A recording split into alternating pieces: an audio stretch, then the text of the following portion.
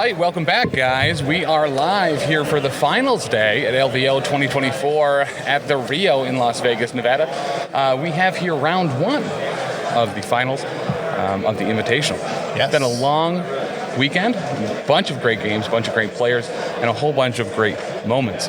But amongst all of the CGRs that have made it to the finals, it's not all CGRs, and it's not all Guardians either. The first match we're going to have today, we actually have Brotherhood up against Hellfire Club. Yes, we have. It is our only non-Guardians game that we have here, so we wanted to make sure that we got you that. All three Guardians players. There are no Guardians mirror matches right now, but every other one does have Guardians on it. But we got the Hellfire Club Brotherhood matchup here between Hyperviper and Dustin. And we will get you, as we can, updates on our other top tables here in the top 8, the quarterfinals. Yep. And let you guys know what's going on. We're very excited. But by the end of today, we are crowning a champion of the Las Vegas Open Invitational 2024. Looks like we have already rolled for priority. And it is... You see, I had to redeem it this way because it's not available where it should be. It does look like Hyperviper with priority here.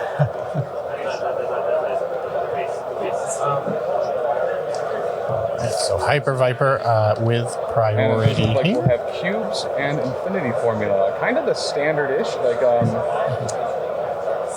infinity formula is this is like the base set, OG set, like suggested. Yeah. Yep. All right. But like the standard issue, like event or way that you're supposed to run it out of the core box, these are the two. All right. Which is super cool. So a beginner's game here at the top 8. Correct. I think we're going to see a lot better play than the first time we opened up a core box, though, for sure. Yeah, I am inclined to agree. So Hyperviper here on the left is our Hellfire Club. I play too much WoW. I keep wanting to call it Hellfire Citadel? Yeah, I keep reading it. It's Hellfire Citadel, but you know. Hellfire Club player, and then on the right, Dustin with Brotherhood. And a Mystique Brotherhood, too, as far as we're aware. He's been running and doing pretty well at. Johnny Pastrami, hey, Cider Drinker, Limitless Dan, Keebler, Joe, Anohe, Guy, hey, how are you? And you can see we've got a new layout here with our forest setting. Some very cool. I love the detail here on these trees. Yeah. So keep changing it up here with those. Kind of a nice bright pop too. Yeah. I like the green and the red kind of mixed in there. Is it legal to run Brotherhood without Magneto? Seems sus. It is an interesting list. It is working out though. We are here in the top 8, so you know, it might be a new way to look at Brotherhood. That's right. Are you really a Brotherhood if you don't really appreciate every brother in the hood? That's true. But you can only bring so many brothers into this hood.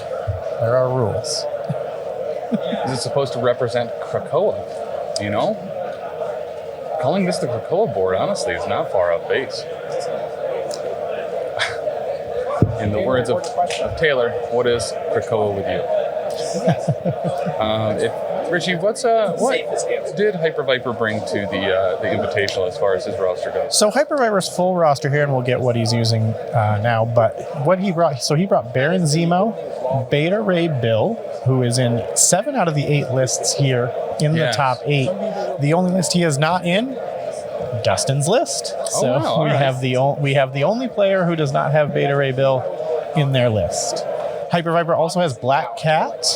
I don't know if we've seen Black Cat actually get used. We've seen it in a lot of lists. We haven't seen it used on stream. Very disruptive. Black Cat, I believe, is one who crits don't explode against her, correct? And you can't modify dice. For Black Cat, yeah, she puts bad luck on you. Yep. So she gives you some bad luck and makes what you think are good rolls into not so good rolls. Captain Marvel, Emma Frost, Logan the Wolverine, Rhino, another one of our very popular units that we've seen a lot on stream, Spider-Man Miles Morales, who has found his way into quite a few lists as well. Toad and Ultron Metal Tyrant for Hyperviper is what Hyperviper is. Ultron, Metal Tyrant, and Hellfire Club getting some extra power, getting some extra healing potentially. Yeah, seems like that's going to be pretty good. Absolutely. And Tim, I know you're excited for Brotherhood. What is Dustin bringing to the table today? So it looks like Dustin's full roster includes Mystique, and I don't see Magneto in there at all, so that would in fact be the only leader. Followed up with Hulk, one of the best Brotherhood mutants of all time, Juggernaut, Colossus, Rogue, Dr. Voodoo, Pyro, pretty much the black cat of mutants, Ghost Spider, Lizard, and Toad. Lizard we're seeing a lot of play with. Yes. He's a very durable 3-threat that can sit on a point and just hurl people off, or can kind of get into the thick of it if he really needs to as well. Absolutely. Hulk is another one that we're seeing a lot in lists, but I don't know how much in the games that I've been seeing on stream, we haven't seen him actually make it to the table. Yeah. But he's one of the more popular units to be in lists. And it looks like we are about to get roster, or about to get squads. Yep, we're getting the squads out of there. Rhino, why not have a cheaper, better Juggernaut for cheaper? A better Juggernaut for cheaper. Why not both? Yeah. Oh, he doesn't have both. He does not have no both. Rhinos there. Hellfire Club has Rhino, but Brotherhood is using Juggernaut. Well, and so we were talking to Carl from CarlCon a little bit ago, and he was talking about how he had a mirror matchup into Hyperviper yesterday, Hellfire into Hellfire. And he was kind of worried that Hyperviper's Hellfire is a little bit more punchy. Talking to a couple other people as well, it does seem like he has kind of a very aggressive Hellfire list. And when you see characters like Beta Ray Bill, Logan, and Rhino on there, yeah, it can certainly seem that way. Not to mention Ultron Metal Tyrant, really. I'm here, where's my cookie? We can probably find you a cookie, Rylan. Absolutely. Here we go, we've got a list. All right, big stack of cards here for Hyperviper. Hyperviper's list here. Let's see what we've got. What is he chosen? So Emma Frost. Normal? She has 2 forms. Oh, she has 2 forms, okay. So we've got the Emma Frost, we've got Rhino, Beta Ray Bill, of course, making his way to the table, Spider-Man Miles Morales, and Toad. Toad. One of the best janitors around. And then our tactics cards, we've got My Hellfire Club, of course. Eyes on the prize. Yep. This is a robbery. This is a robbery. I don't think this is safe. That's incredible. All right. So this is the robbery. Mission objective and brace for impact. Mission and brace. Love to see it, Chuck. All right. And then for Brotherhood, we've got Lizard, Toad, Juggernaut, Dr. Voodoo, and of course Mystique, our leader. Nice. And for our tactics cards, we've got Indomitable. Do you know who I am? Deception, X-Ceptional Healing, and Asteroid M. You know, I started to write Asteroid M first, assuming that it was going to be in there, and then I crossed it out when you said Indomitable. Shouldn't have done it. Should have gone with my gut. Yeah. Trust yourself. What was one more I missed? Indomitable, Do You Know Who I Am? Deception, Asteroid M, and... You did get Exceptional? Exceptional. There we go. Thank you. X-Ceptional is how it's pronounced. Exceptional. And this is being played at 19? 17 threat. Oh, yeah, between those two. Yes. I did a bad job. I was just reading, not reading and writing. But Tim, so any surprises for you here on the choices that were made? Or is this kind of what if you were looking and studying this, maybe if I put it somewhere where you can see it, it might help you also? Honestly, I'm surprised at the exceptional healing with only Lizard having fast healing over on the Brotherhood side, but I guess thinking overall on his roster as a whole, I guess there's not a whole lot of people aside Lizard that can use it. Eyes on the Prize seems to be stapled to a lot of characters in this game, especially when there's Beta Ray Bill. being able to spend and pick up one of those Infinity or cubes right out of the gate certainly seems to be kind of standard issue now. And then this is a Robbery kind of doubling down on that. He's going to get advantage potentially in that middle row, and then able to then steal another one as well. So as far as deployments, looks like we have Toad, Beta Ray Bill, and Emma down for Hyperviper. Over on the Brotherhood side, looks like Mystique dead center, and we have a Dr. Voodoo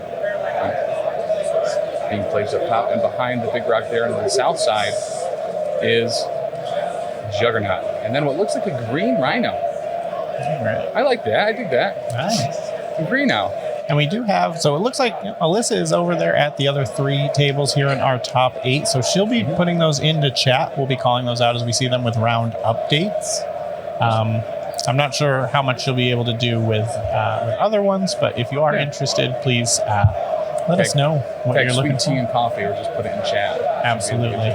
But we will get you regular updates on our other 3 matchups here in the bracket. Green Rhino will thus be named Giga Kermit. I like that quite a bit. Giga Kermit. Can you turn that a little like this? Just perfect. Thank you.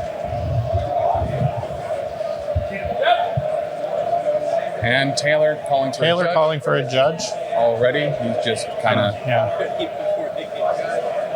These are high stakes matchups, so you want to make sure that everything is good to go for sure. Absolutely. So, and they say at the meeting every time, don't let anyone discourage you from calling a judge. We want to make sure that we've got good, clean play here, and that everyone knows what is going on. So That's right. Omnis doing a wonderful What was job. the judge called for, Taylor?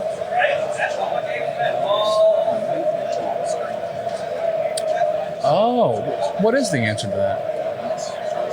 Okay. So the question was whether you can use movement tools in place of range tools for deployment. And you can. Medium and 3 are in fact the same. There we go. Okay. All right, looks like Miles right there hanging out with his best bud Emma Frost. And Toad and Giga Kermit up there at the top as well. And despite losing all our web warriors, I believe we had 3 Miles Morales in the lists here in the top 8.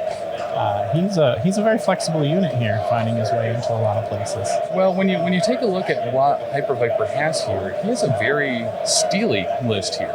This is a Robbery on Rhino. He has Miles Morales for Venom Blast, which makes opponents drop what they're holding. Eyes on the prize with Beta Ray Bill being able to grab an early objective. It seems like he's here to take stuff. Yeah. He's going to take your lunch money, and hopefully he's hoping to take the trophy at the end with all this stealing. What an incredible story that would be. So Hyperviper, I believe, was in the semifinals against Mike DeLuca 2 years ago. He was in the finals with Mike DeLuca 2 years ago. Finals. There is a potential that we see a rematch of that final in the next round. If Hyperviper and Mike DeLuca both win, they could be...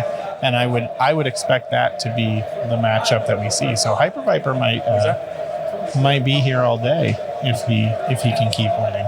So now the deployment is complete, it does turn out that Hyperviper is going to be running Hellfire Club.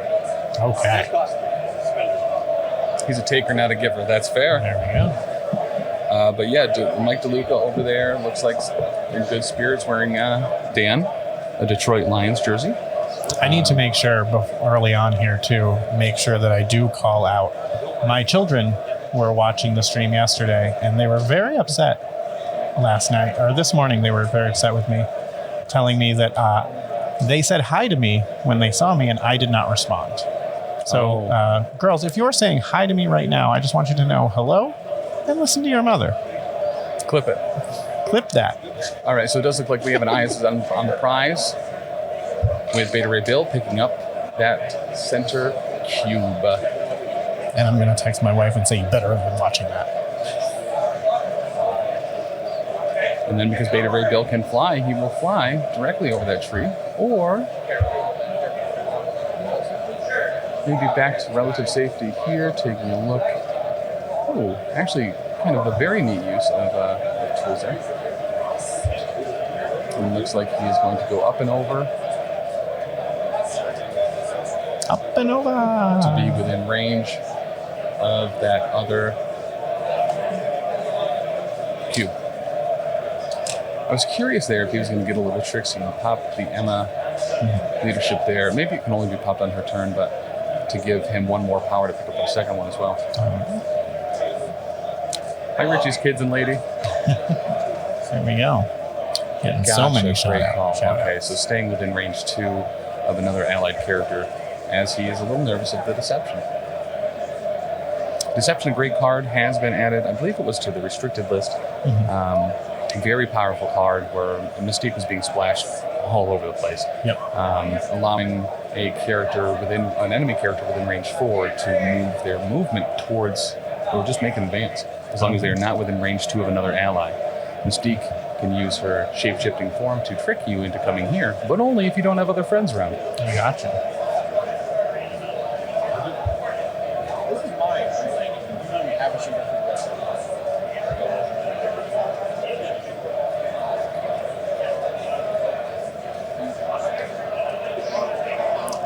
All right, an aggressive lizard play here. Oh, we're moving. Looks like a double move up. Is that going to get him in range to grab that cube? And he does. Interesting. I kind of like that. Putting the ball in Hyperviper's court to try to take that back. Looks like he's going to start with Toad. And Toad might be just hopping right over that lizard. Reptiles and amphibians, worst enemies.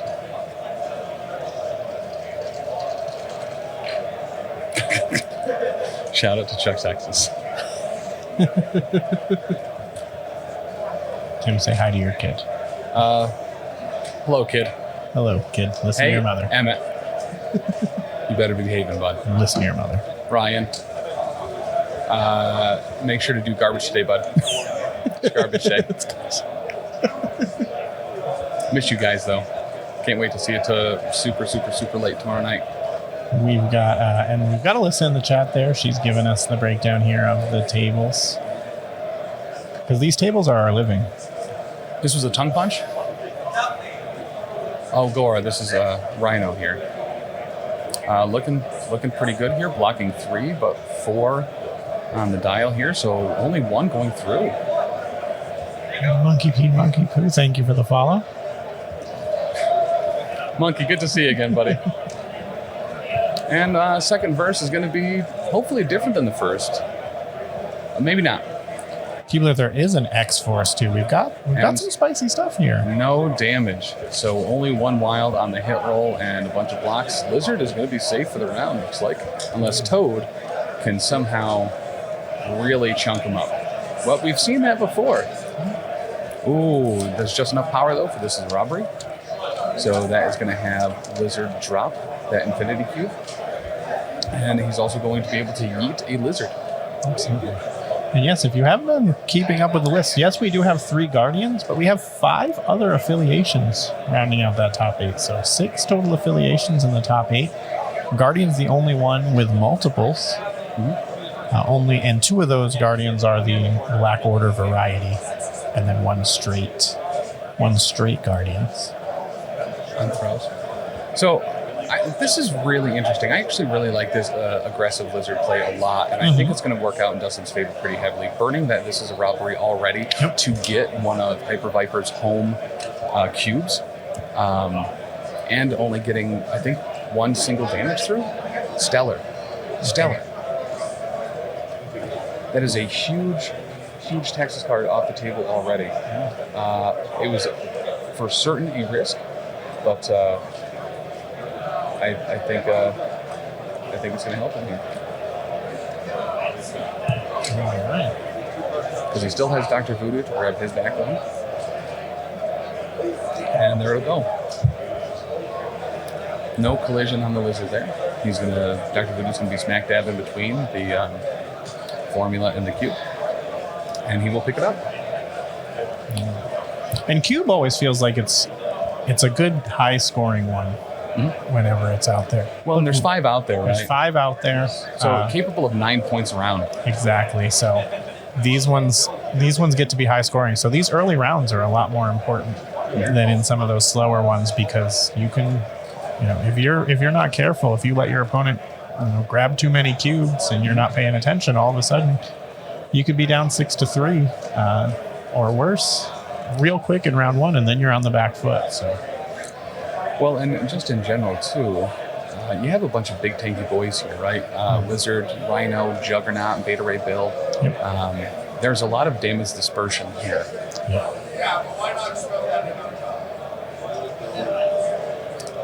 So it definitely may come down to who is able to punch through and kind of get one of those key dazes here early. Yeah. Got an update from table number 1, Defenders versus Guardians, 3-3 right now. So a close start here to kick it off for them. So it looks like being able to interact with range 2, Rhino, I don't believe had enough power to also pick up that cube. So Toad will pick it up at the start of his activation, then double move to be within range 2 of Miles Morales. Now this leaves Rhino a little vulnerable, not having an ally within range 2, so we could see a deception play here. Mm-hmm. And guess what? We will. From your mouth to... Almost kind of parity here, where you have the majority of each side facing off directly against the big tough guy on the opposing side. Yep. Well, we know if you learn from karate movies, when you run in there one at a time, it does not work out. So right. You kind of want to smack as hard as you can and as fast as you can. And here is the deception on Rhino. Yep. So this should end the round even.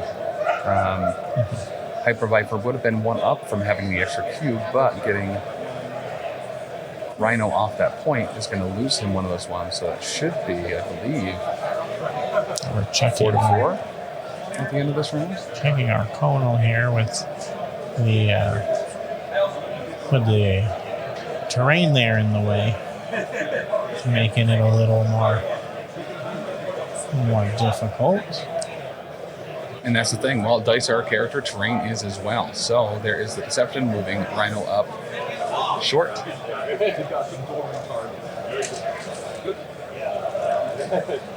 Okay. So that leaves Emma and Miles for Hellfire Club to go.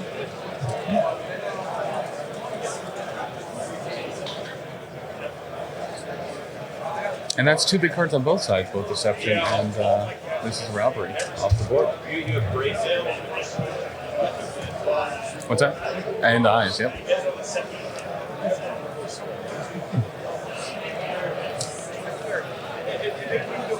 I had a very itchy eyebrow there. It was aggressive. But those of you in chat and in stream, if you've enjoyed the stream and coverage this weekend, please consider dropping a follow or a sub or a gift sub here. Helps us out a lot to be able to come to these events and provide this coverage. Also the Patreon at patreon.com/professionalcasual or professionalcasual.com. Check out all of our other podcasts, videos, and more. We have a lot of content between blogs from Marvel Crisis Protocol, Warhammer Fantasy Roleplay, the Old World, Warhammer, new podcast for that as well. And in addition to Dr. D's painting blogs. Oh, Smatics. Thank you, man. Smatics, thank you. 5 gift subs going to Diapera, Oz Battler, who we've been seeing this weekend. Huggy, but not that Huggy. Income Bachandadan. Oof. Mink de Chuchoust. Fakey TF, thank you for the follow. Fakey TF, this is Marvel Crisis Protocol. This is the top 8 of the Las Vegas Open Invitational. So we are in the quarterfinals. We're looking at a Hellfire Club piloted by Hyperviper against a Brotherhood piloted by Dustin. The winner will be moving on to the semifinals. And Fakey, Marvel Crisis Protocol is a skirmish-based miniatures game based off the Marvel license by Atomic Mass Games. Usually bringing in a handful of heroes or villains to battle it out, get some objectives, get some victory points, and throw some people and terrain around. One of the cool things about this game is that the terrain is all interactable. Players like Hulk or Rhino can pick up giant trees, cars, buildings, hurl them at other people. It's pretty dope. Or other characters. If you ever want to hit a dude with another dude, you can do so in Marvel Crisis Protocol. I sure can. Throwing terrain and throwing dudes into dudes, top 2 things that I like to do. Registered for 7s, my Dark Elf team name, Taylor Hammies. Buffalo Spin Shot. Dope name. There we go. Dope name. I do need to pop over if we get some break time here and see what's going on at the Blood Bowl games. Taylor says he appreciates you, X-Paxes. I wouldn't name anything Blood Bowl after Taylor, though, after he started a league. After I pressed him repeatedly for months to pick up Blood Bowl, and then he started a league without me. Yeah, it's kind of rude, to be It was fair. super rude. And he can feel my glare from behind him. I hope he can. I hope so. He did claim that he didn't start the league, but I think it's canon that he did indeed do that. Yeah.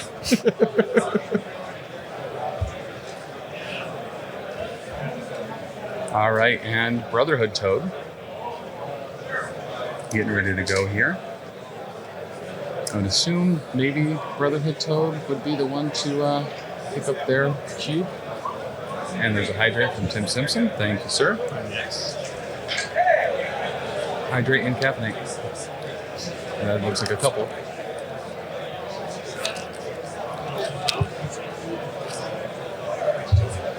Oh, that's right. This is actually a very good setup for Mystique Brotherhood here, being able to drop that token on the back infinity canister. The really cool thing about that is that Brotherhood Freedom Force marker is going to get an extra power during the power phase for contesting that infinity formula. Not wait till Professor X comes out and I say, I'm a beat you with Charles, as a matter of fact. 1,000%. Oh, we've got an update. Table 3, Mike DeLuca with Wakanda. Up 5-3 against Gregory's Guardians. And at table 2, after round 1, All right, Hellfire, Guardians up 2-1 against X-Force. Hellfire Club leadership here.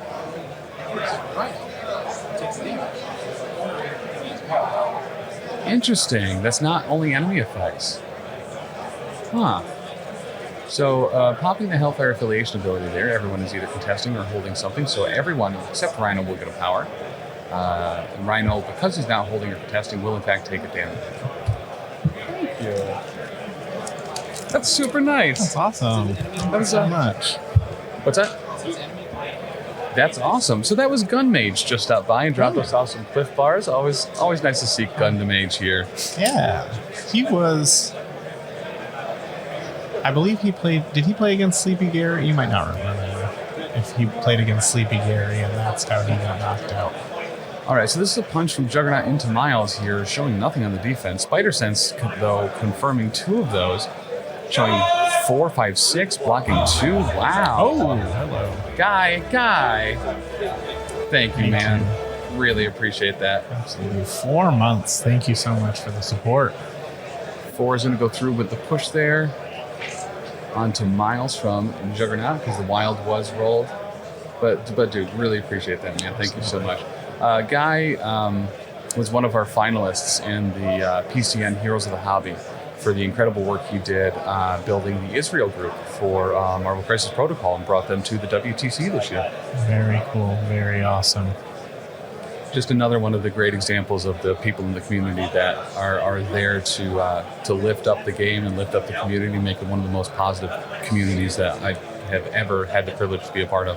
Absolutely. And we talked about it all weekend. You've got a lot of communities represented here, a lot of people from your local store in this invitational. So it's very cool to see all these different communities, everyone in chat kind of having someone to root for. All right, so we do get a Nothing Stops the Juggernaut, and he is going to move up, get onto the point, bump into Miles, and daze him. That is a round 1 dazed Miles Morales. Goodness. All right. Wow. The Sweepy Man coming. Man here for Dustin. So I was talking to... Oh, we've got a... got our See how fast that was? Look at that. I was talking to Dustin. We had Dustin on round 2 of the Invitational last year. One more for Hyperviper. 5-3, right? 5-3. There we go. All right. Talking to Dustin.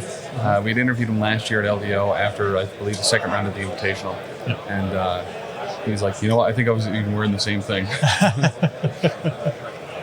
It's like Vincent Kirchhoff's purple hat. It's nice to see. Yeah, you gotta have the consistency, the lucky outfit. I've got my lucky I Love Tim France outfit on. There you go. I don't know if you can see that, but that does say I love. We'll make sure we get a picture of this on the socials. The original Tim France fan. The original. This is what Tim Simpson said is now God Emperor producer.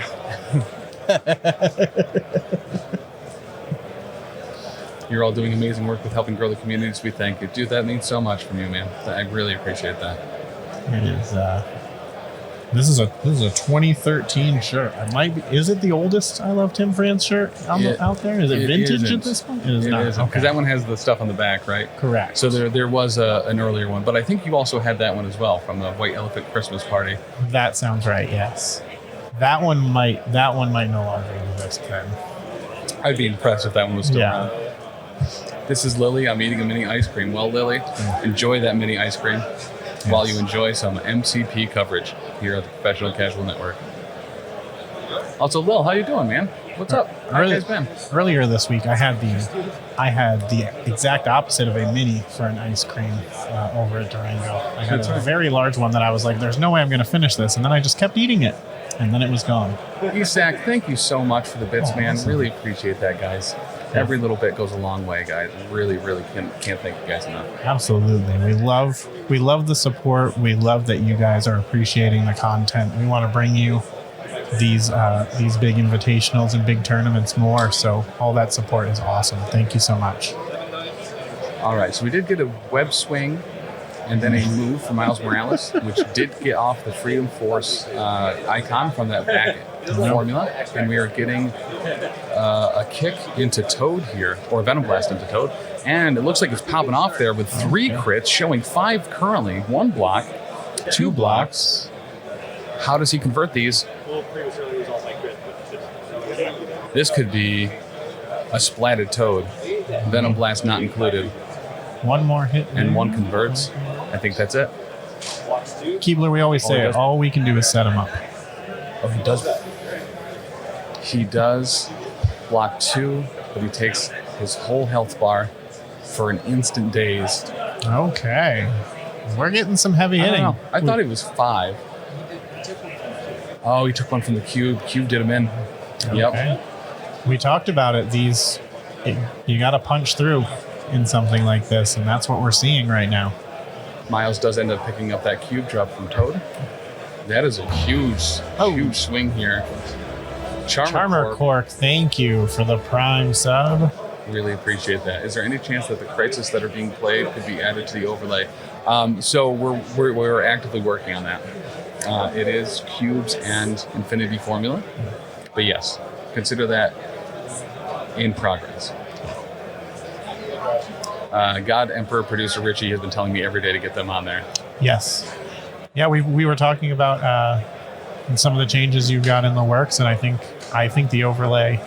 I don't want to give a timeline because I know how these things are, but I think some things are going to look a lot nicer and give us some space to get some more information out there for our viewers. We want to make it a better experience. Definitely, I think. Once we added a producer to the team, things have really kind of cleaned up here. You're not wrong.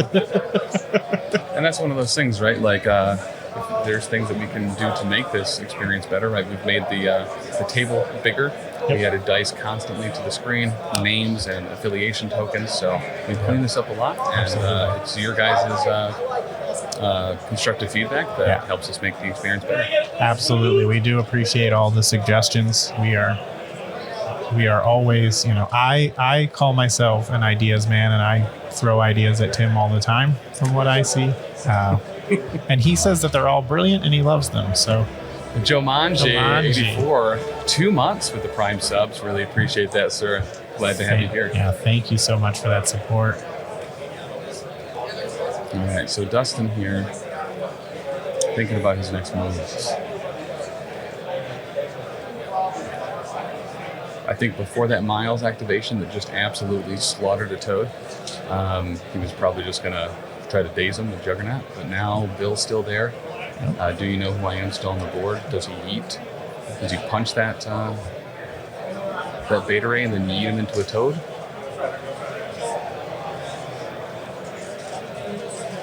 Or does he try to start...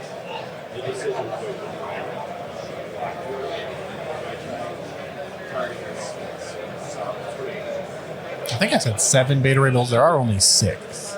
So Dustin's just talking about that too. He's like, all right, do I go after this Rhino here, get that taken care of, or...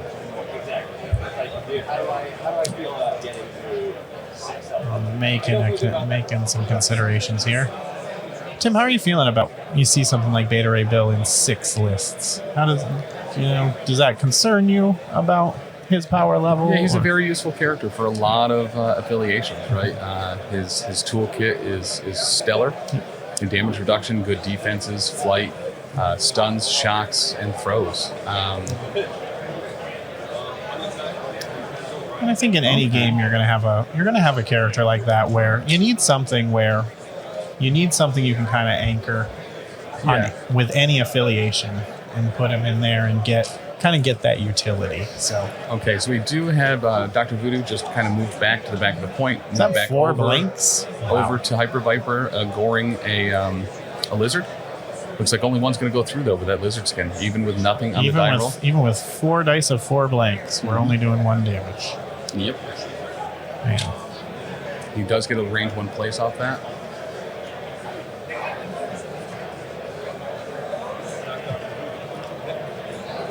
And after the place, that puts him face to face with the Doctor of Voodoo, and he'll gore that Voodoo. Last one. Voodoo rolling 3 blocks, blocking the whole thing. Wow. And he was due at. I mean, you get 4 blanks. You can only go up from there on your next. Gonna throw that size 3 fungi. Blocks 1, 3 would go through, reduced 2 more damage onto lizard. Wow. Or I'm sorry, that's not lizard, that was Voodoo. So yeah, 3 go through on Voodoo. And he is going to activate the Hellfire Club ability, which is going to give power to Miles. Everyone but Emma is back at full health. Great use to set up this round here.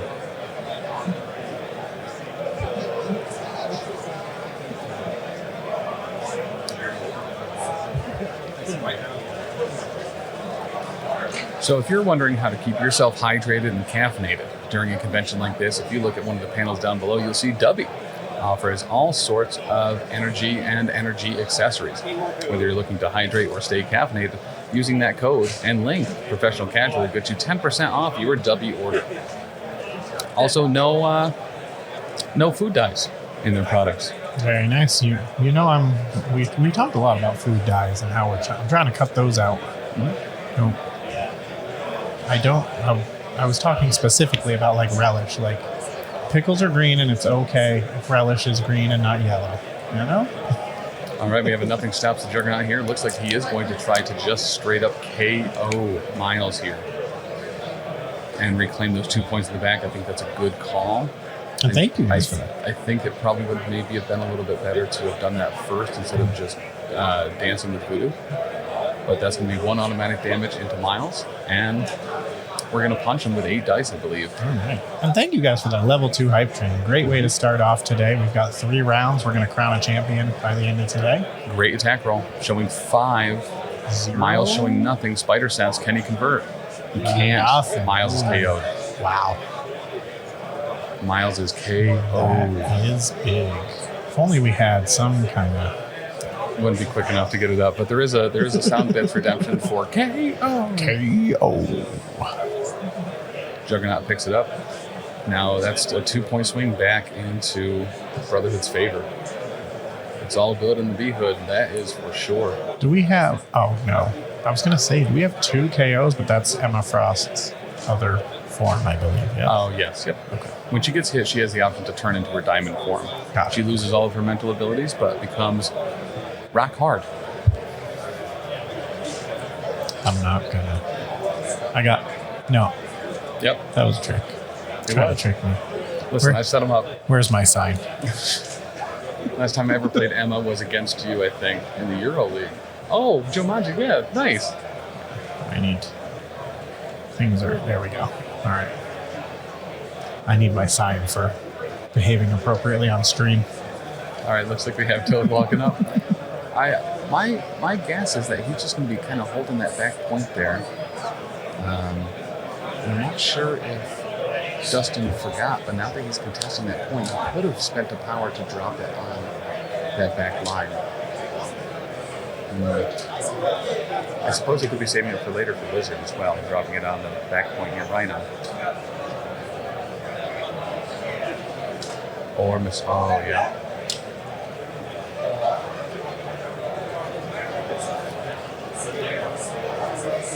So effectively, Dustin can kind of take his time at that top side with Rhino. There's no more characters to activate up there. It's just Bill left, effectively. Table 3 update our Wakanda Guardians. Looks like Guardians has turned it around on Wakanda here, 9-7 at the end of round 2. So a back and forth battle there. Okay, Lizard moving over to be within contesting range of Rhino. Looks like he doesn't want to attack him, doesn't want to give him power.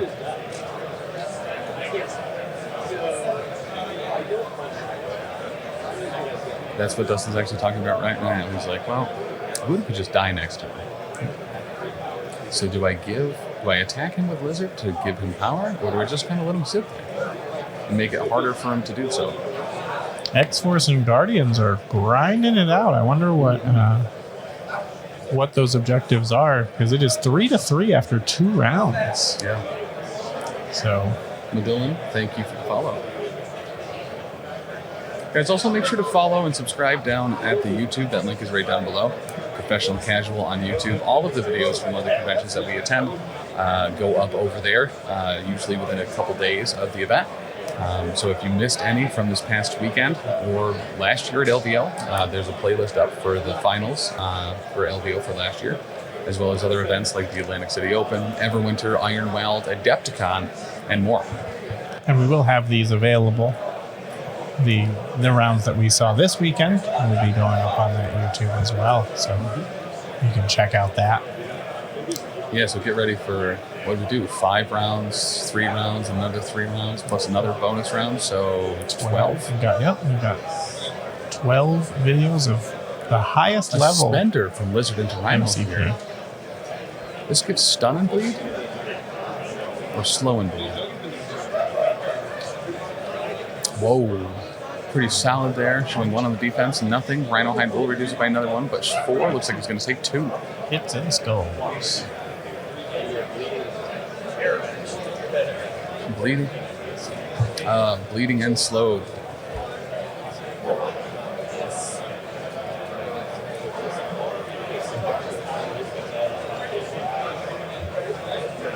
Alright, so 2 damage on Rhino isn't the worst thing in the world. But he still has Dr. Voodoo. No, he doesn't have Dr. Voodoo left. Yeah, I wish he had gone with Juggernaut first. Having that Voodoo there, going up against a Rhino could have done some heavy damage. Rhino has a very weak Mystic defense.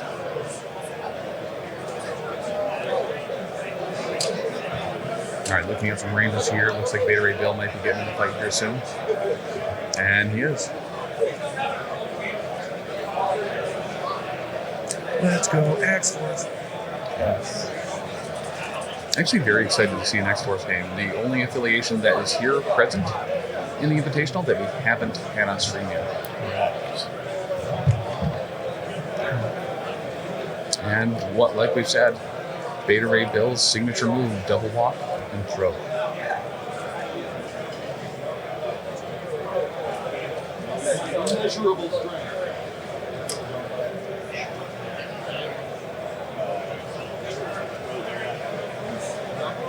and Indomitable is used.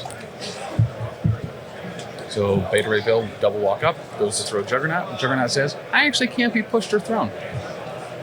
I am Indomitable. Indomitable. Well, please, all base. Tab.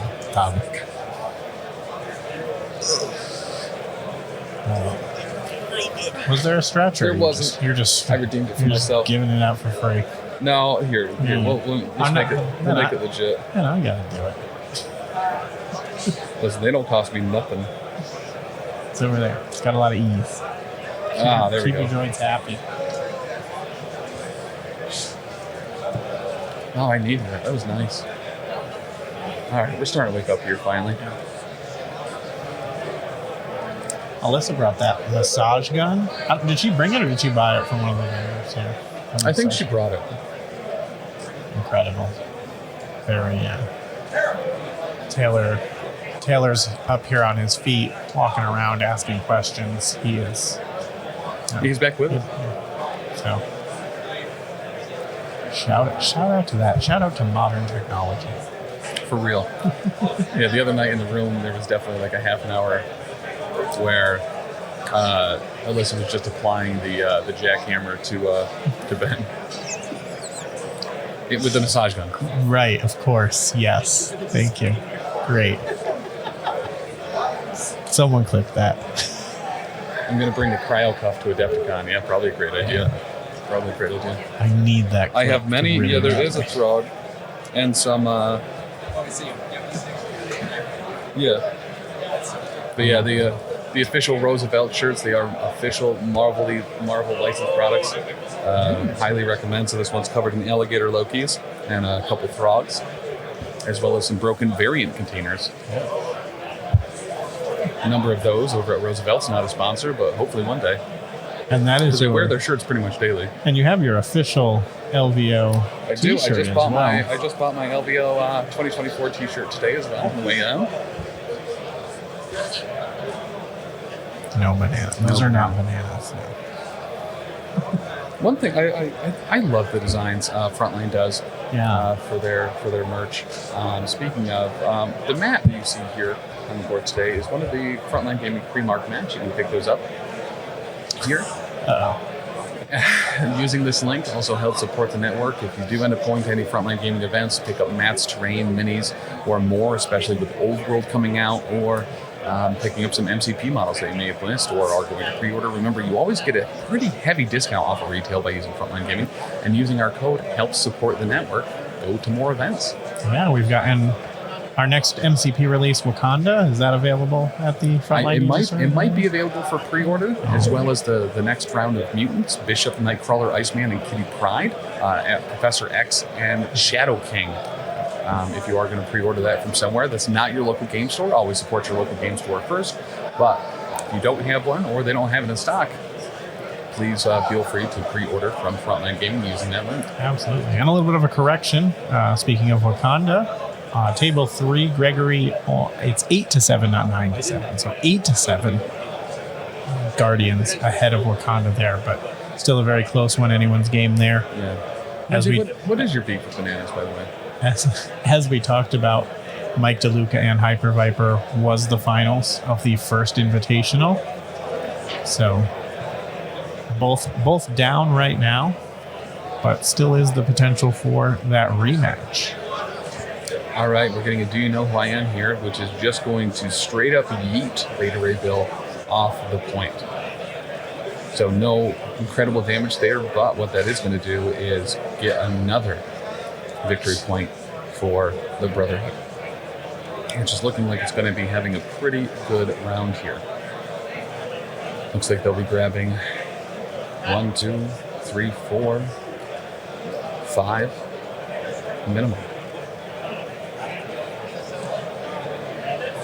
Because cubes are left on Toad and Beta Ray for Hyperviper. See, there's no beef with bananas. Don't try to start things, Tim. And I believe Dr. Voodoo, Juggernaut have cubes. There's the 5th cube, Taylor. Oh, and the Totem Bill. So it looks like it would be.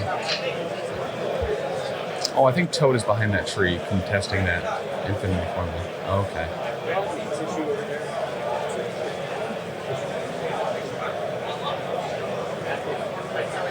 Beef with bananas, like on a burger? Well, that'd be a Johnny Banana Strami. I don't know how I feel about bananas on a burger. You can put anything on a burger, though, at this point. Both players scoring 4 there, ending the round 9-7, going into round 3. Right. So we're seeing it. We're seeing that high scoring that we usually see with cubes, where there's a lot of points to be had on this table. Yeah, very much so. Once you start getting the KOs. Dustin. Rise, thank you for the follow. Dustin, I really appreciate you. Welcome. Dustin need something? Stepped away for a moment. Might have just missed a token or something. Everybody, everywhere, clean up, clean up. Everybody do your base. All right. Who was that flipped for him? Mixing the bananas Toad. in with the ground beef. Honestly, that probably wouldn't be too bad. Kind of some sweet banana beef. Did we shout out Ariza Zero for the follow there? Thank you did. so much. We did? All right. I got distracted by No, Dustin. that's fine. Rip Miles, lost but not forgotten. Yep. Yeah. Venom blasted but not forgasted. All right, so I believe priority is going to stay with Hyperviper here. I guess priority is going to stay with Dustin here for a minute. Emma was the last one to go. Okay, so we could have a big turn here. All right. I wonder if you just Voodoo double tap Rhino. 2 Mystic defense. Ooh. Balathol, thank you for the follow. Welcome. That's a sub. That's a prime Oh, sub. that's a sub, yeah. That's a prime sub. Thank you so much. Ooh. That is the prime of all subs. Give me those Bezo Cream of the ups. crop.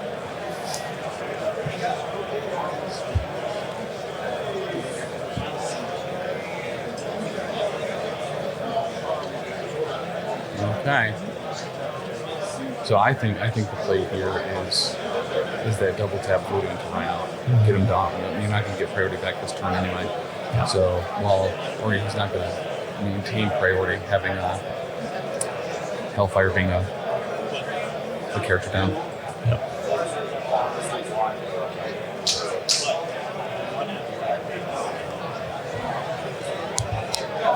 What was up with Omnis, Taylor?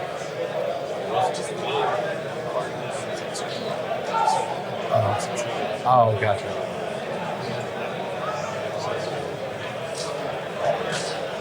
Okay.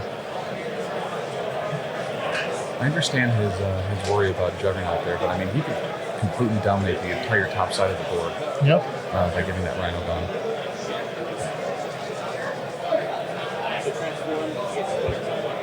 Yeah. It looks like he's asking about the transform with Emma, so he could be looking at a Juggernaut bump here and then some big heavy hits. And with this, with Dustin having this lead here, if you can take control of a big part of the map, you might be able to seal this one up. So definitely a consideration to make here. For real. We are here, Las Vegas Open, top 8, the quarterfinals. We're watching Hellfire Club, piloted by Hyperviper, facing off against Dustin, piloting Brotherhood.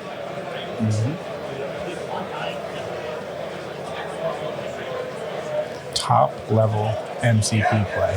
For real. And then we're seeing it here. Players taking their time today. Absolutely. We saw some really quick rounds yesterday during the first couple rounds of the Invitational.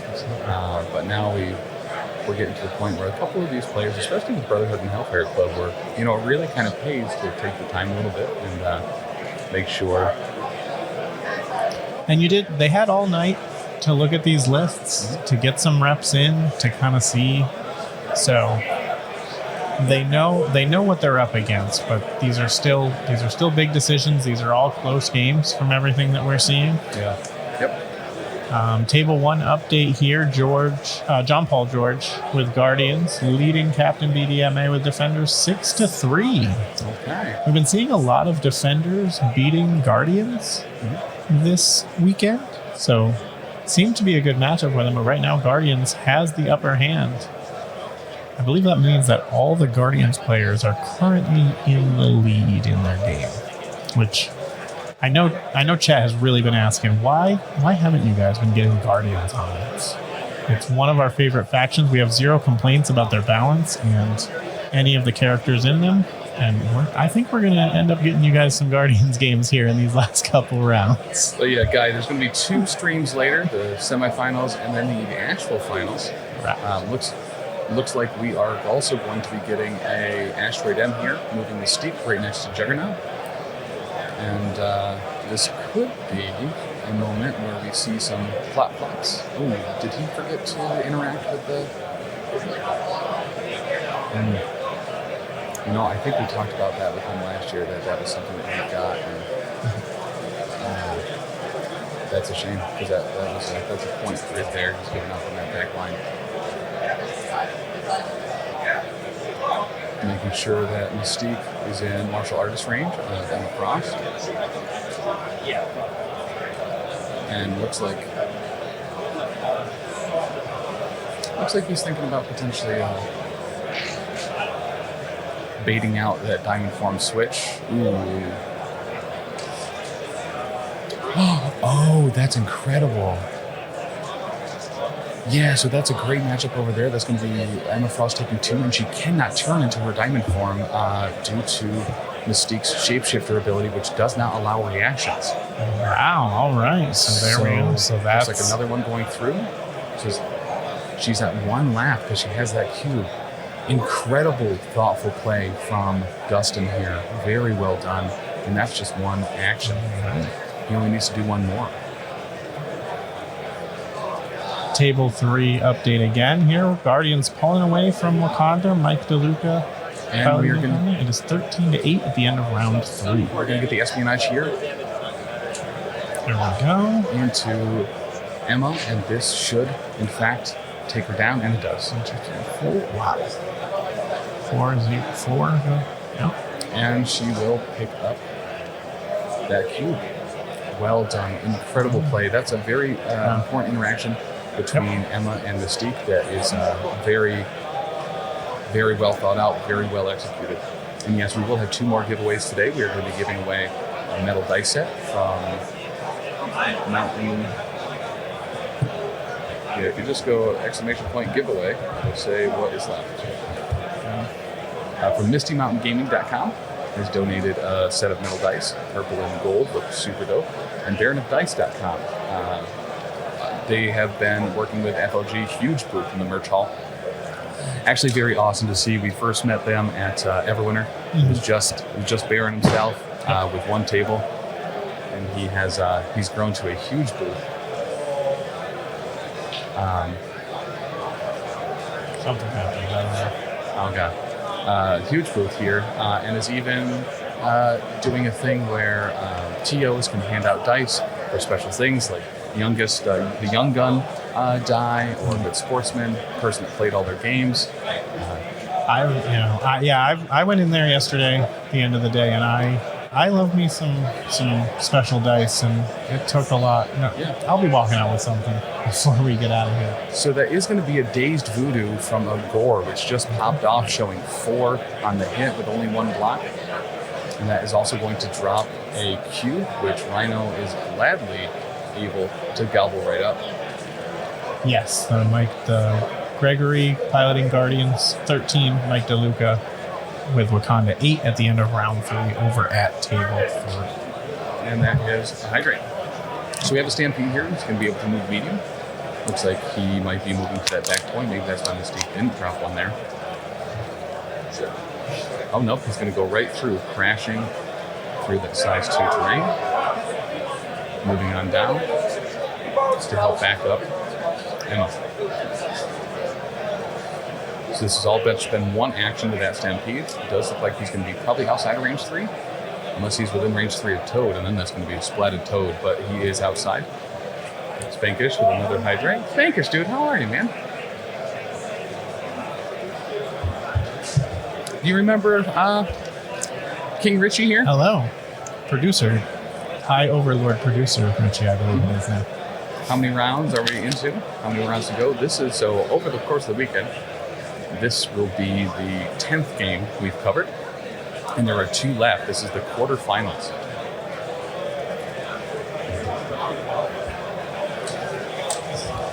We started out with 64 in this invitational in a bracket.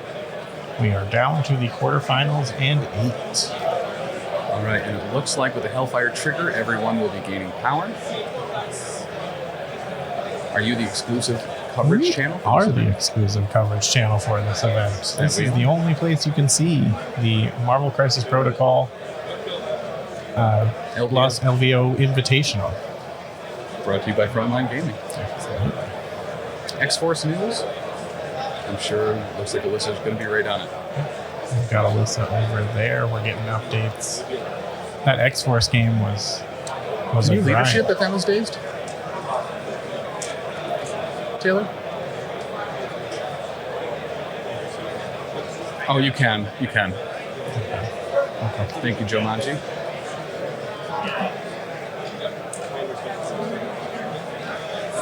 Oh, she just can't benefit from it. Gotcha. I was just told that Pork Roll Protocol and Shark Tank are combining forces in the team tournament. Team 1, Pork Roll Protocol. Team 2, Pork Tank. Love to hear it.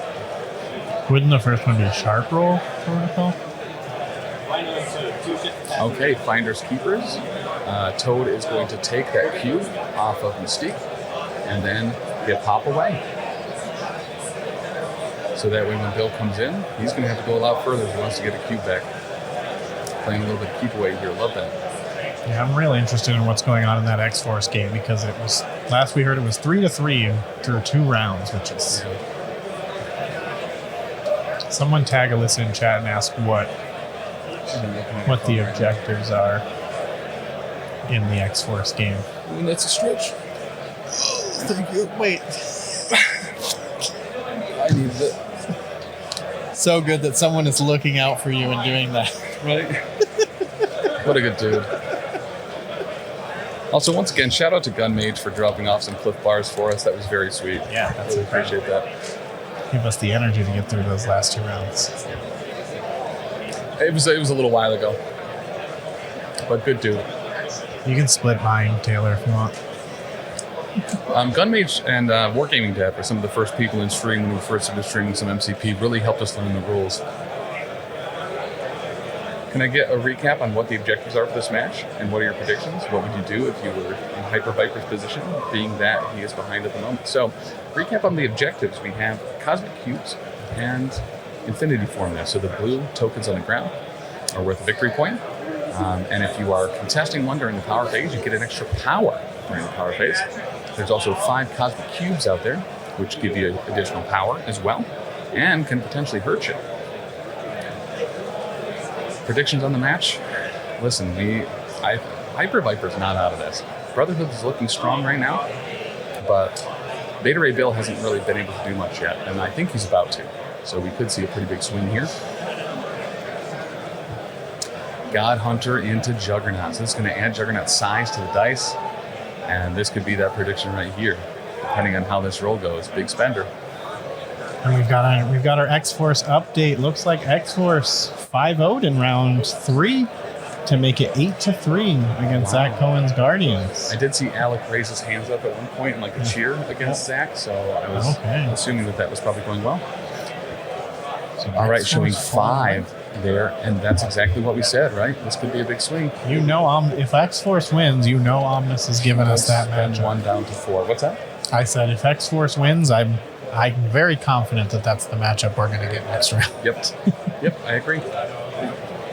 Or at least make an attempt at it. Did he get the trigger? I do see a wild, so it does look like we get the throw. Is it a throw? Yeah. So that's going to be 1 more collision damage on Juggernaut. Oh, he's spending for the throw. What's the trigger on God Hunter?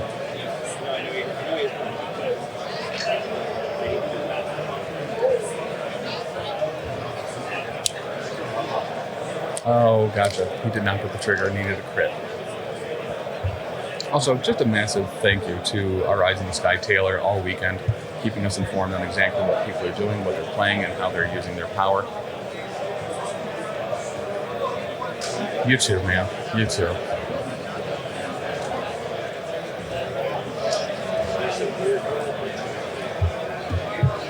But yeah, in a bathroom ring update, guys, I do have some bad news. That ring I found in the bathroom, the stone fell out. So we are currently in need of some super glue or something to get that fitted back in there.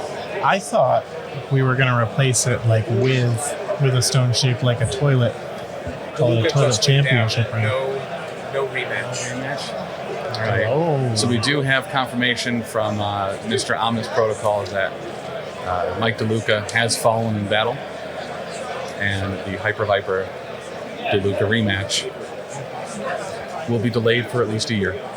So Gregory with his Guardians. All right, throwing Juggernaut into Mystique. Juggernaut will be taking 1. Does a nice punch the damage from it, and Mystique will be taking a collision here. Oh, did she take damage from the throw? Yeah.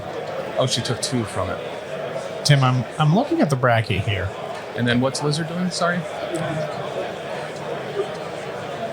Okay, so a Lizard moving up to that top left Infinity formula, using the Freedom Force token to drop on there, and then it's back to Hyperviper. Tim, I'm looking at the bracket here, and I want you to kind of contain your excitement. Mm-hmm. But I see a path here where X-Force defeats 3 different Guardians lists on the way to victory.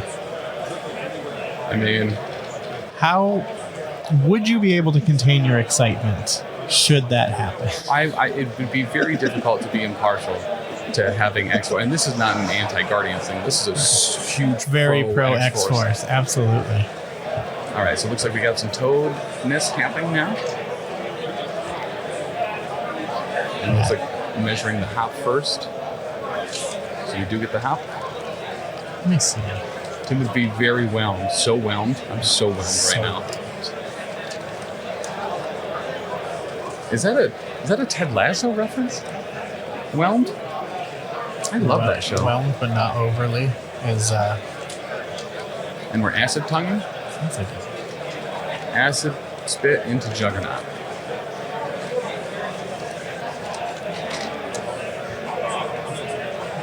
X-Force did beat Guardians in the final round yesterday, so a potential of X-Force just pork rolling all over Guardians for 4 straight rounds. Did you say showing 5? Oh, gotcha. Okay. But yeah, there was a Toad, speaking of guy, there was a Toad about here, right? And then he went this way. And then he acid spit all over Juggernaut. There we go. If that's what you were referring to. But yeah, we do have Lizard up here containing this. There is a Toad here. And then what you can kind of have in between those, you have kind of this Kermit, Giga Kermit. It's a Rhino, right? And then, kind of the most important thing, that when you have these 3 together, guess what you get, friend? That's right.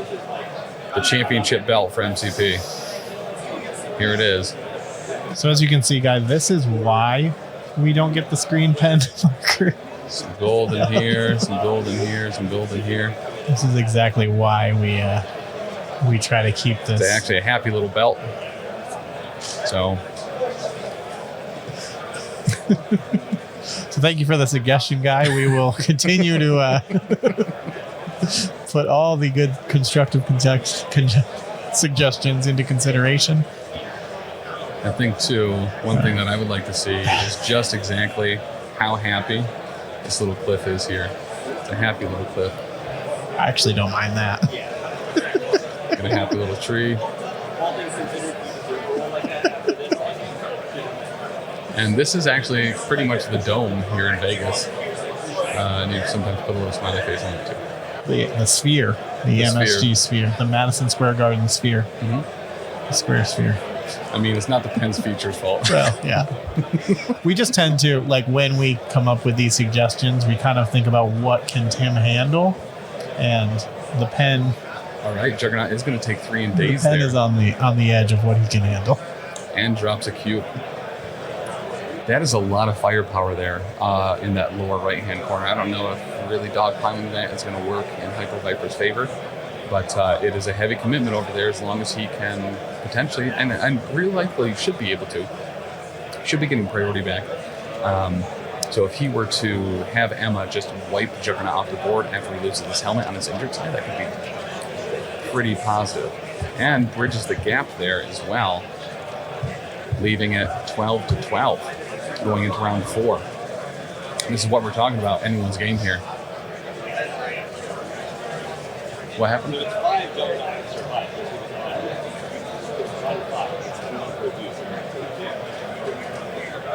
Yes. The semifinals will start at noon Pacific. What day's Jugs was a... So looks like we're getting a little bit of a clarification here. It looks like Juggernaut would have stayed alive with a nice punch. Hyperviper is allowing him to nice punch it. So we're going to change a little bit of the score here.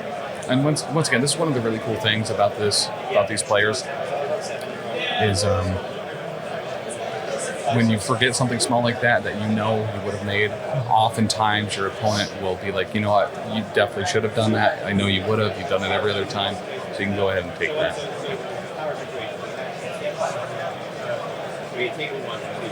Yes, because there is a lot going on the table here, so we try to keep you as up to date as we can. There's a lot of movement.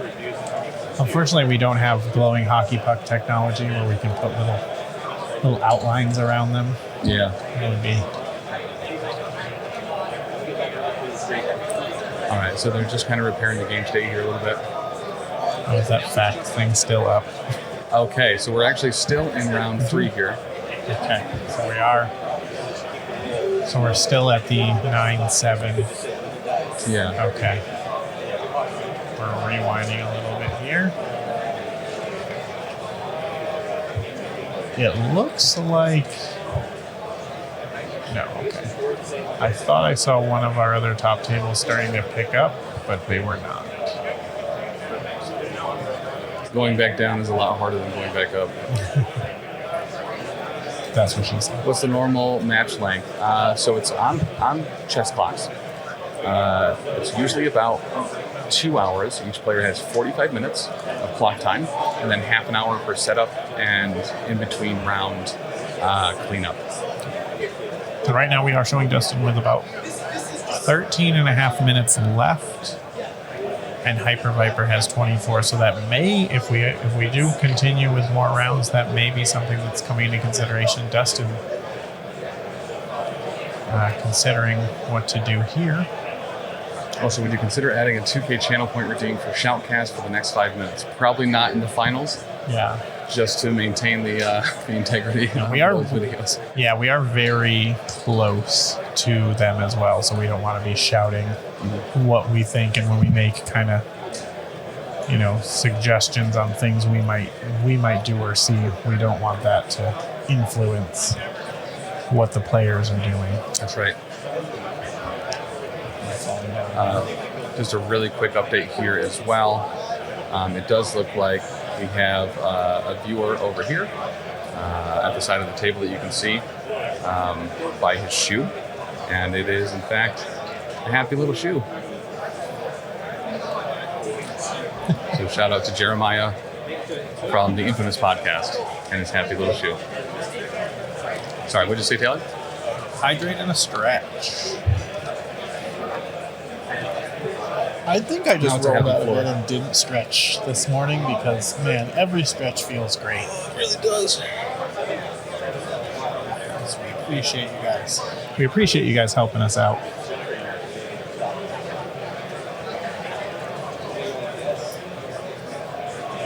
Whose shoe is that again? Jeremy from the Infamous podcast.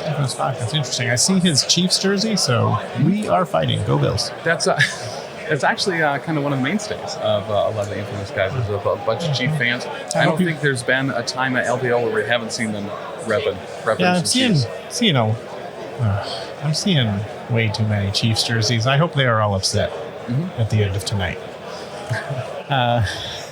Update on our X-Force Guardians game. X-Force 13-3. That game was 3-3 in round 2. Yes, Adman.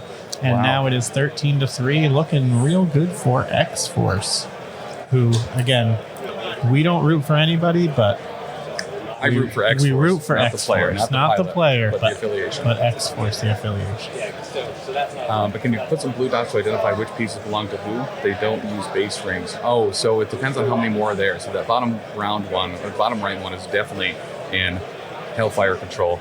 The top 2 I think he's talking about dots like on the actual model, so he knows these ones are Hypervipers and these ones are Dustins. Gotcha. That would be a lot. Yeah, because as soon as they move, you've got to move that dot. And that's a happy little arm there. So, looks like we get a, so effectively to change things, I have to delete everything.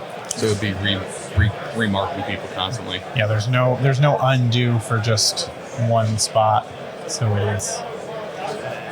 Tormadamo, thank you for the follow. And we have a concession after round 4, that 13-3. So X-Force moving on to the semifinals. Alexander Defeating Zach Cohen. Zach Cohen, the number 5 overall rated Guardians player. So, and the only one that was ranked in the top 5 for Guardians here in the top 8. So that's a big win for X-Force. All right, we're going to get a punch on Toad.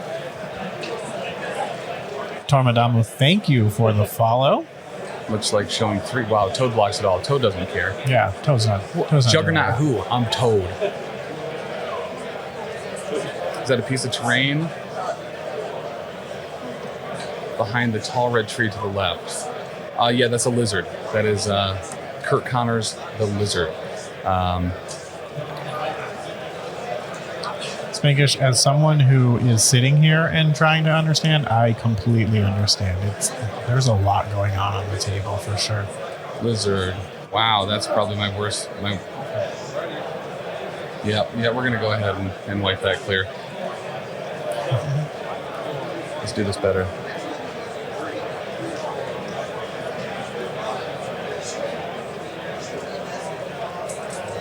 That's Liz? Are you sure? It's not Elizabeth. It's I'll not tell you that much. Okay. What was that again, Taylor? Sorry. 14 to 10. Okay. Brotherhood. Going into actually round 4 now. And remember, the winner here is going to face off against Guardians. Juggernaut does daze during the cleanup phase from the queue, by the way, as well. Having been left on 1. The Lizard is on the Brotherhood team, the Magneto helmet team. He is Dustin's.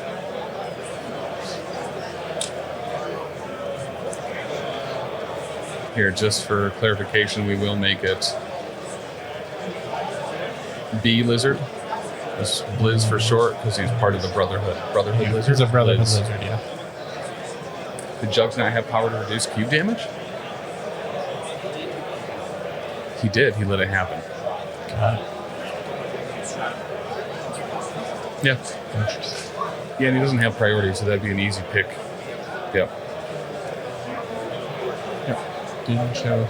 It was a table. The 13-3 was a tabling. Huh?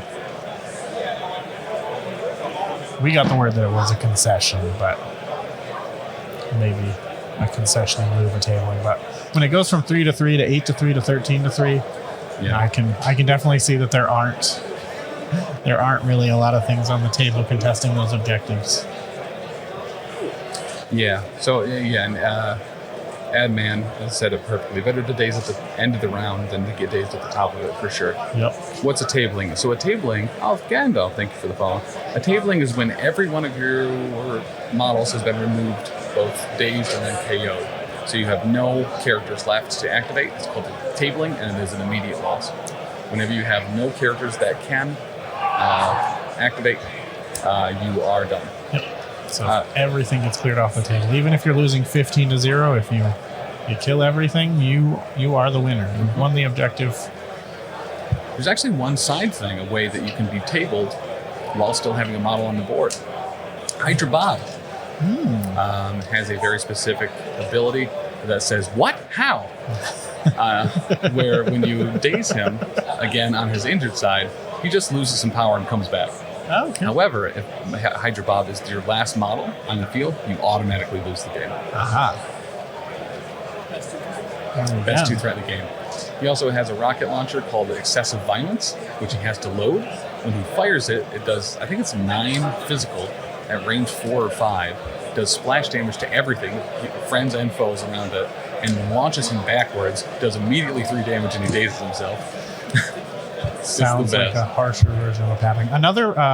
Another definition for tabling here is what us Buffalo Bill fans will be doing to each other after our victory tonight. You're going to be tabling each other? Yeah, we'll be throwing each other through tables, as that is how we right. celebrate victory. After we sacrifice someone to the pit, we throw other people through Just the make table. it spicy.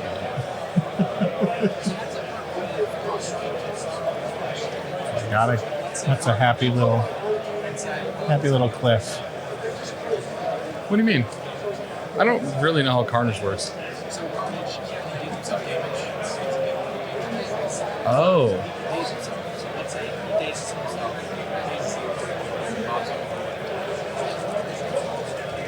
That's a good question. Whoa. Who's this into what? It's a lot of crits. What attack was this? 6 hits, 2 crits. Emma into Mystique, showing 6 so far with 2 crits that have yet to be exploded. Oh, she takes 3 dazes. Yeah. Okay. Why add insult to injury? I guess. There we go. Bill's Mafia. Yes, there we go.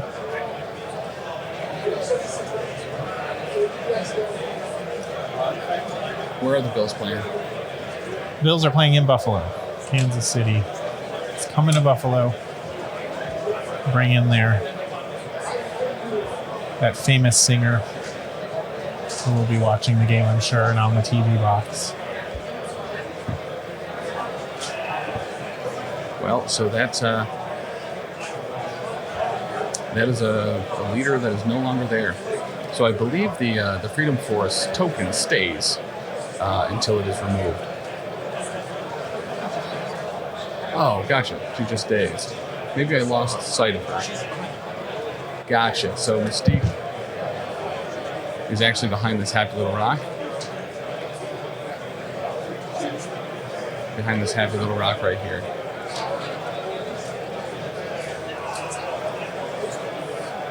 Mystique.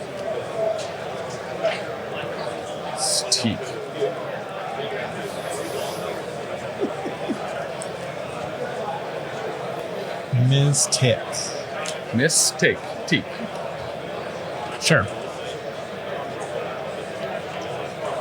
Let's see if this works to erase stuff. Oh, it's a really small hole. Yeah, That's a good question here that you could maybe answer. Mm-hmm. So can characters be part of other affiliations? The Lizard is part of Spider Foes, correct? Lizard is part of Spider Foes and Criminal Syndicate, I believe. So yes, effectively, what has to happen in your roster and squad's construction is 50%, more than 50% of your models have to be of the affiliation. After that, it's open season, baby. So you'll see, let's take a look at the Brotherhood list. Yeah, Guy, great suggestion. Thank you so much for that. Again, we will keep that under consideration.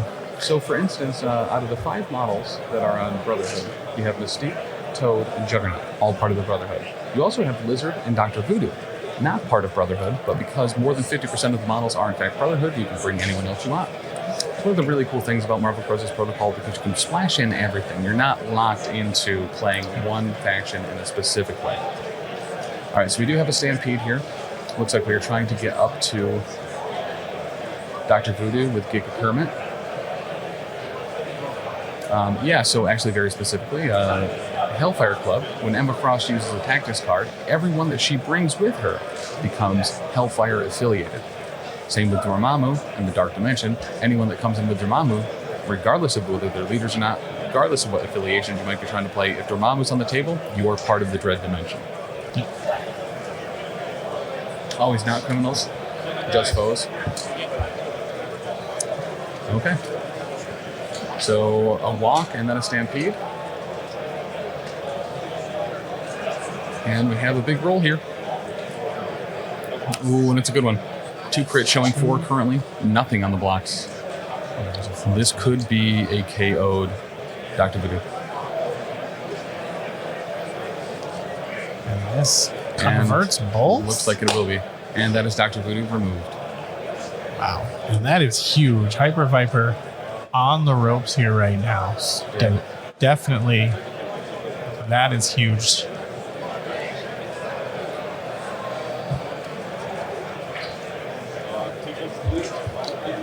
Again, we need 16 victory points, so Dustin just needs to hang on to 2 points here.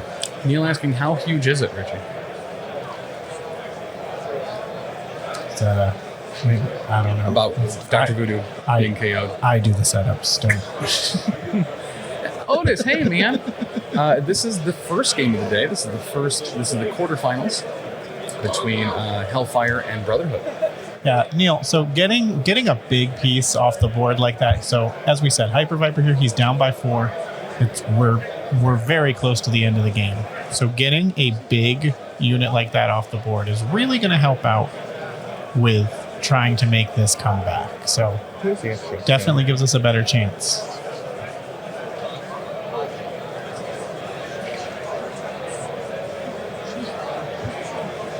Okay, so on Hellfire, Emma, Toad, Beta Ray Bill, and Rhino all have cubes. The only cube that is on Dustin's side is also with Toad. So again, Dustin needs to find, he's got 1 cube, he needs to find 1 more point here. Well, he effectively has it. The thing is that looks like both players are going to be scoring over 16 here. So with 4 cubes on Hyperviper, he can get to 16 with just a couple of those points. He has one with Rhino up top, and he has the bottom right one as well. That will put him to exactly 16. Dustin having 1 cube and 2 points puts him to 17, unless Emma gets over there to contest the one with Juggernaut. And then we've got a like 16-16. And they're both injured, so no one would get that point. Okay. So that would put us at 16-16. Mm-hmm. If it ties at 16-16, you go into the round.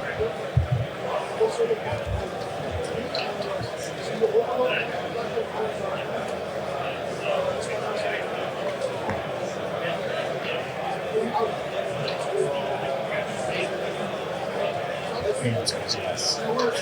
There you go.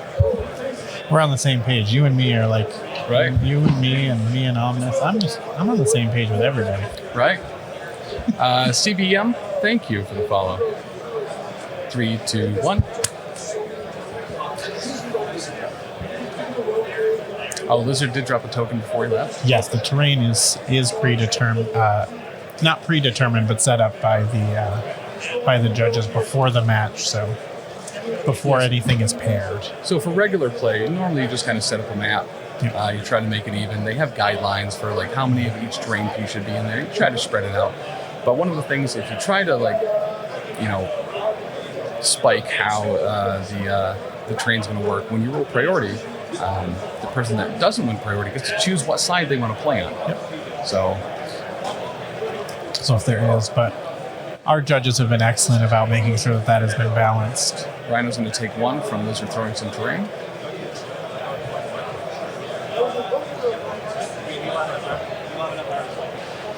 And the terrain we've seen.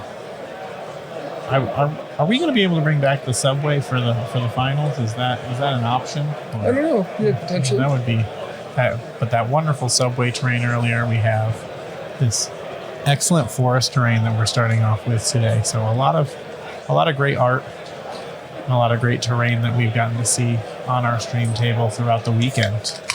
I would assume that that one probably wouldn't be good for the finals, just because there are some pieces with it. Well, it's an awesome piece to have characters land partway on or off that railing is not something you want to have to deal with in the finals. Yeah. Invitational only, baby. Get good. Get qualified earlier. I don't know. Yeah, so the judges aren't part of an independent organization. Frontline Gaming has brought on particular judges. It's mostly volunteer based. Atomic Mass doesn't run any of the tournaments. They kind of let that happen. But at Adepticon, they are heavily involved in the events and stuff. So we will be covering that as well this year in March in Chicago at Adepticon with AMG there. All right, so it looks like we have Juggernaut. Can you get tickets to Adepticon right now? Oh, Bill moved up and through Juggernaut. You sure can. A lot of the events are sold out, but there are a bunch of events left. And not only are there tournaments and events at Adepticon, there's also all sorts of stuff. Kill Team did a laser tag event. There is painting classes, all sorts of classes, shows. It's kind of the reveal of MCP Mojo Ball rules. Yep. Is what I'm. In Gonk Racing, AMG does their big reveal for the year there to kick off the season. You also have Worlds tournaments for X-Wing, Armada, and Star Wars Legion. The Timeline event will be kicking off there for Marvel Crisis Protocol as well. And the big Shatterpoint tournaments. High octane 3 mile per hour racing. Update on our other remaining table here. Table 1, Guardians, John Paul George, 12. Captain BDMA Defenders, 5. All right, Juggernaut moving up, and he's going to throw Beta Ray Bill. They're counting out the victory points here, just seeing how they have to get this done.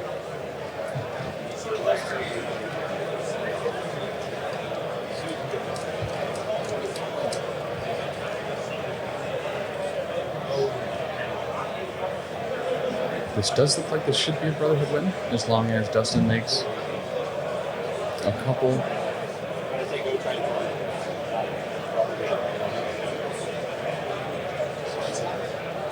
And he's going to bump back into Emma.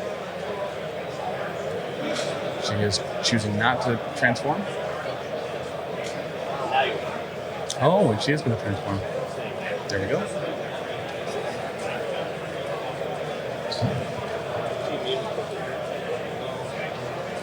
So now in her diamond form, she has 4s across the board, I believe, for defenses. And this is going to be a great hit here. She's blocking 1.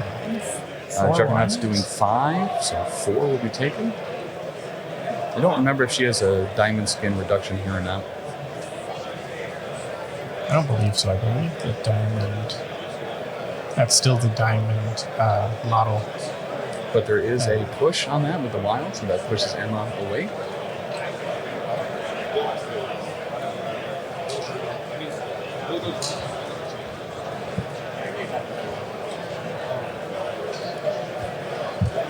And Dustin. Has Dustin been hitting his clock? That doesn't look like it. Can we get Taylor to remind him? Taylor, Because he's down to Dustin 2 hasn't minutes. hit his clock in a long time. Looks like he has 2 minutes left.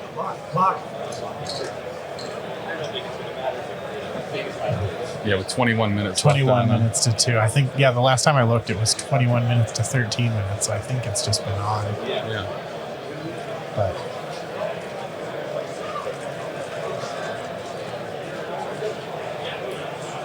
Wow, okay. oh, 2 crits. That is an acid spit for the wow, for the ages. That is 6 blocking 2. 6 on a Toad Spender. 3 damage going through onto Juggernaut. Nice punch down to 3.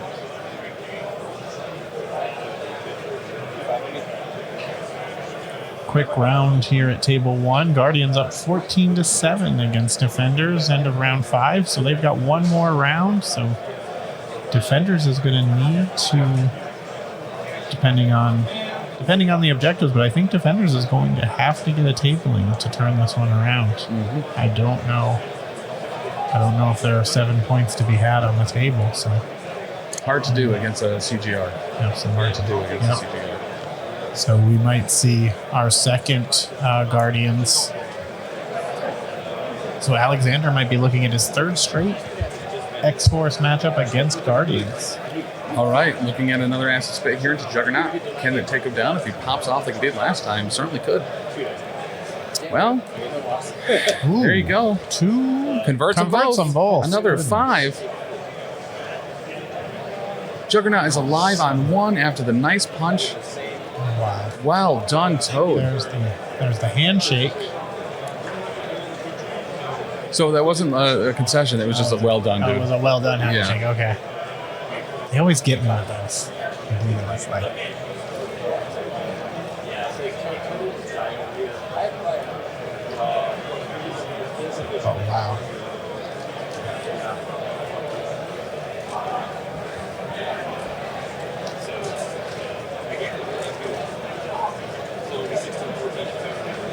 Okay, so I think it was. Hyperviper scoring 7 there.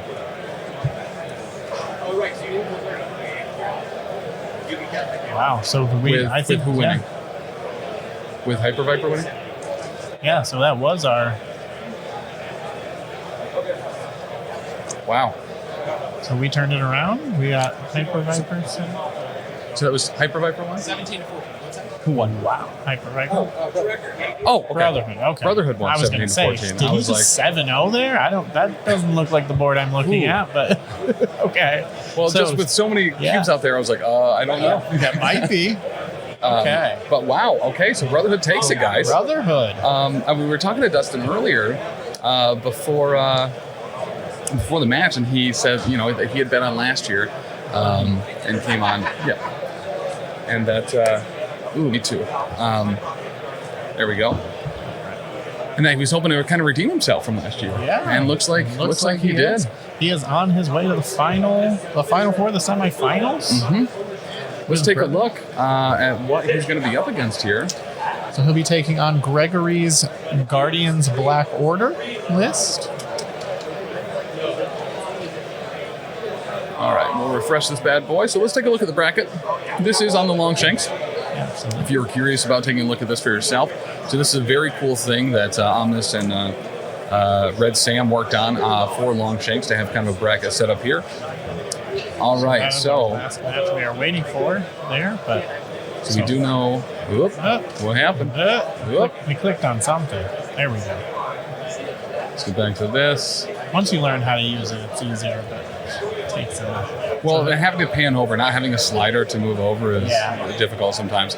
So that looks like the winner of either Captain BDMA, and we know that John Paul George's Guardians are in control right now, 14-7 with 1 round to go.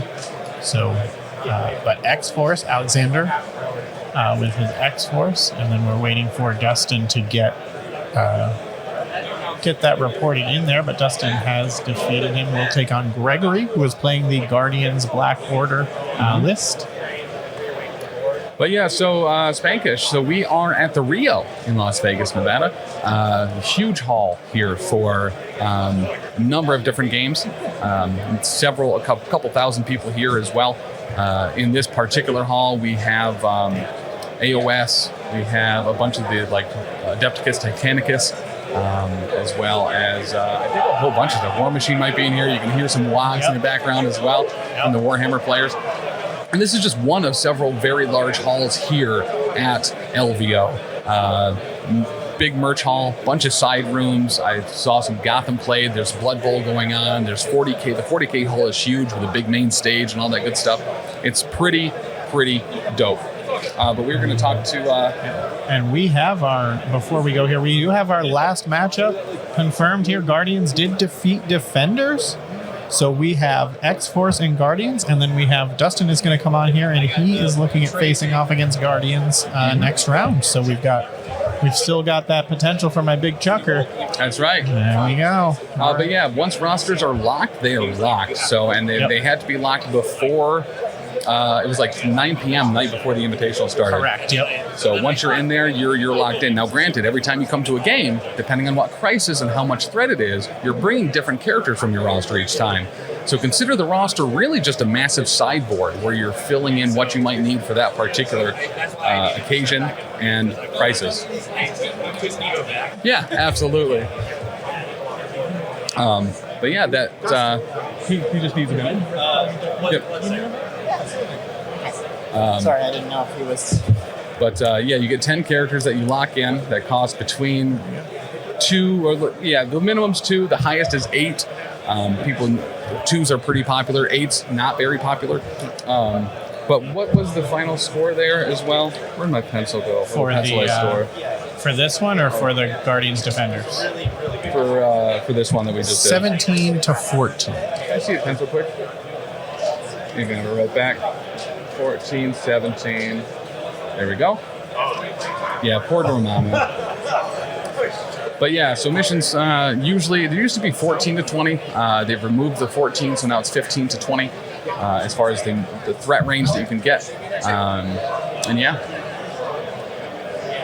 Fours are very common right now. Some very popular fours, including Beta Ray Bill, who we've seen pretty consistently.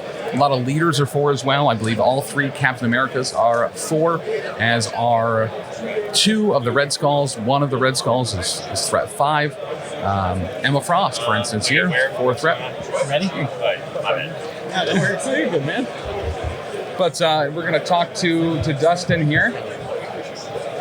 Welcome back, man. So we talked to Dustin last year at LVO, and things went a different way. We talked a little bit before the game, and you were hoping to make up for that, and you certainly did today. So congratulations on that win. That was not an easy one. No matchup. How you feeling? Exhausted. I could see that. Yeah. I don't know. Playing Mystique Brotherhood, I feel like it's fun to play. There are a couple matchups that are gimmies. Most of them, I feel like it's a slightly uphill battle, and I have to do some risky stuff to make it work. Yeah. And I did some risky stuff in this game, losing Prio against Hellfire. Yeah. And yeah, I mean, the tempo of the game, I mean, Hyperviper called it. It's the Jugs just smacking the crap out of Miles back-to-back turns. For real. Really pivoted the tempo of the game entirely. I love that play. Very aggressive and probably pretty risky with Lizard at the start. Double moving him up to get that point to kind of first force out that this is a robbery. Yeah. And then him not really taking much damage in response to it, too. Lizard, that was a huge deal. Rhino got that additional power. But yeah, regardless, I wanted to get the robbery out of the way for sure. And I know that Emma's Toad is likely to come try to grab my objective. Yeah. He's a lot less likely to do that into Mystique and Voodoo. Mm-hmm. But I wanted that to be the only objective Toad gets to go get, unless he has to burn serious resources for which he did. So once it was a mixed bag, because on the one hand, I got rid of Robbery, but then all the extracts went to that other flank. So I'm like, okay, I'm gonna have to Asteroid M over there at some point. Yep. I'm gonna have to, and like again, if Miles had done anything reasonable on his dice, right. I'm then having to deal with Miles on that flank, and there's just no world with his mobility and ability to just drop the thing off. Like, I didn't take mission objective. My cards are very tight. Exceptional wound up not coming up. I had it. It should have been that or fallback. Maybe it actually should have been fallback, given the way things worked out with Rhino. Because although he might have been smart and not tapped him a second time. Right. But one of the great plays I love to see, and I constantly forget about until I see the interaction, when the Asteroid M Mystique off of Juggernaut to go and just tap down Emma, not being able to turn into Diamond form. Yeah, keeping her on that 2. But really good. I don't know how much anything got picked up during the game, but I said it out loud. You're terrified because Emma's on 4 health, and there's a real world where you leave Emma on 1 or 2, and that might just lose you the game on the spot. Because between her being able to reset that damage and obviously it's like juicing up Emma next to a Juggernaut, it's like that could go really wrong for me, but it just felt like the activation that I needed to take away. And that obviously worked too, and especially confirming that kill, right, with the espionage over just a couple more rapid fires seemed also like a really good choice that panned out. Yeah, what you always want to do is have them be next to a piece of terrain so you can get them to 2 and then blow up the terrain instead. But he's not the kind of player that'll give that to me. So and I gotta say, Hyperviper, a very talented Hellfire player. We've seen him punching down a lot of things today, including some, or not today, but over the weekend, including some Cosmic Ghost Riders. Yeah. Which I haven't had to face any yet. So I guess I think next round though it's happening. So it does seem that way. We had pulled up exactly. I'm not sure if that game had been reported yet, but let's take a look. I do have tech for it. It still is never fun. But. So speaking of, what do you kind of have prepared to go into a Cosmic Ghost Rider?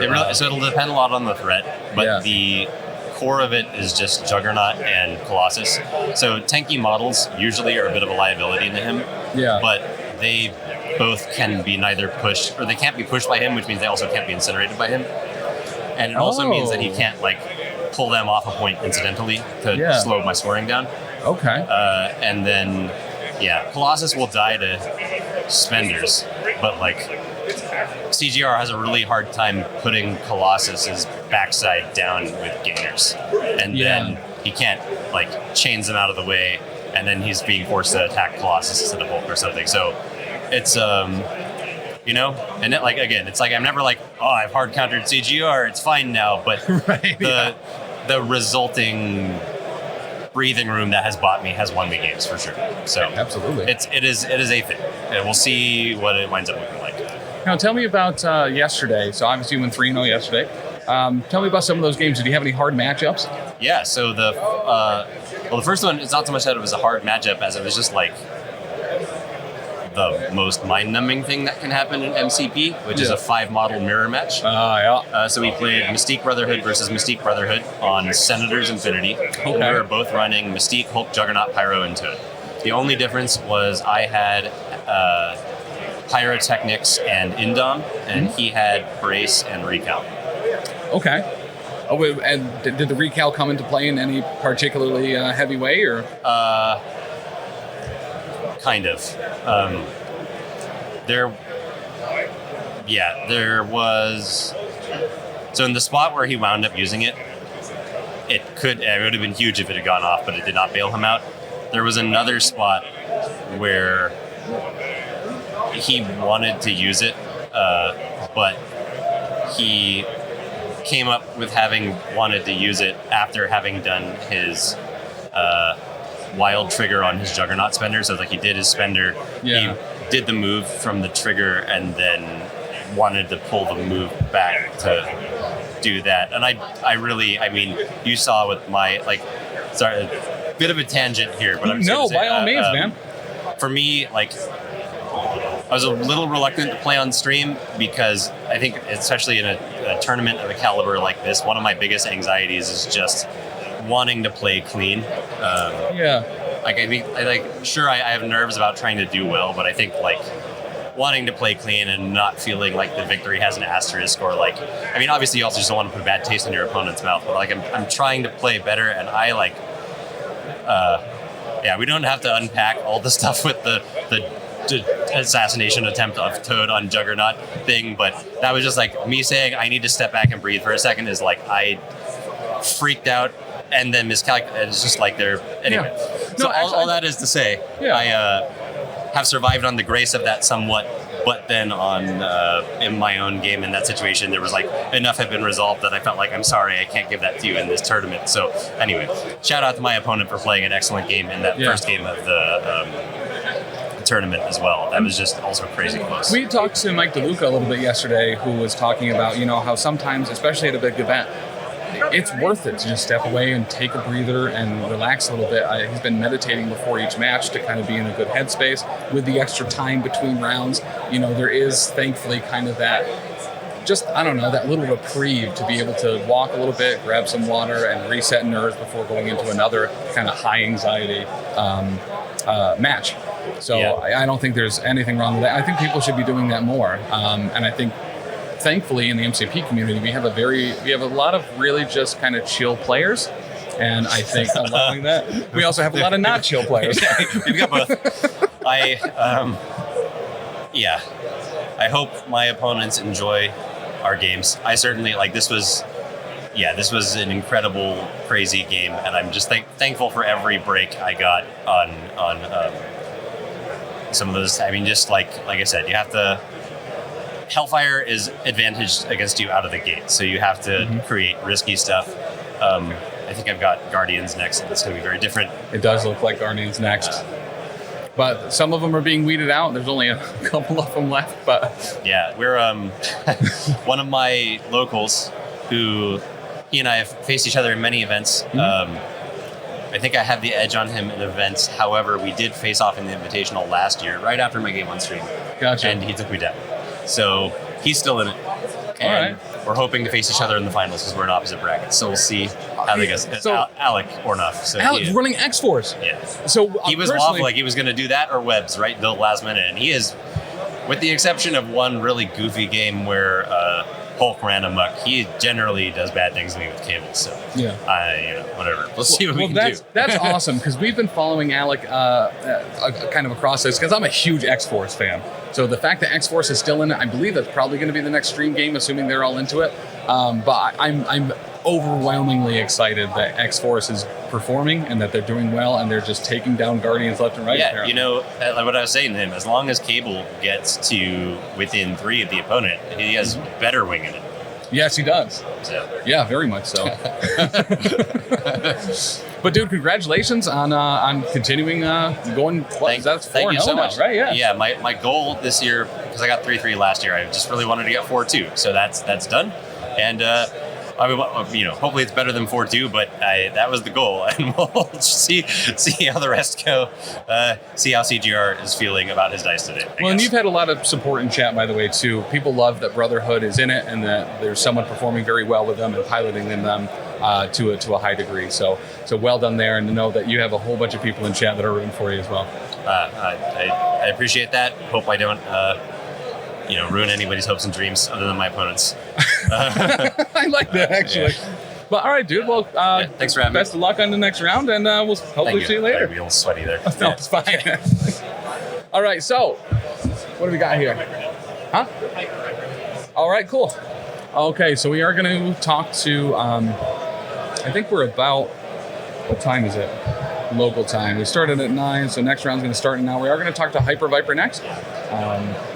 I'm very excited about this. I haven't had the opportunity to talk to him before. Very interested about this Hellfire list. Welcome, Hyperviper. How are you? Hello. Man, that was rough. That was a rough one, man. And even at the end there, as we were kind of like doing points, and I know there was a lot of discussion between you two on points, and that was really kind of anyone's game. Dude, yeah. That, like, Miles dying obviously sucks, but yeah, the fact that I was even able to make that relatively close is like, damn, I must be kind of good at this game. It's impressive, man. Yeah. No, fuck, man. Like, I knew going into this game, like, one of two things is going to happen.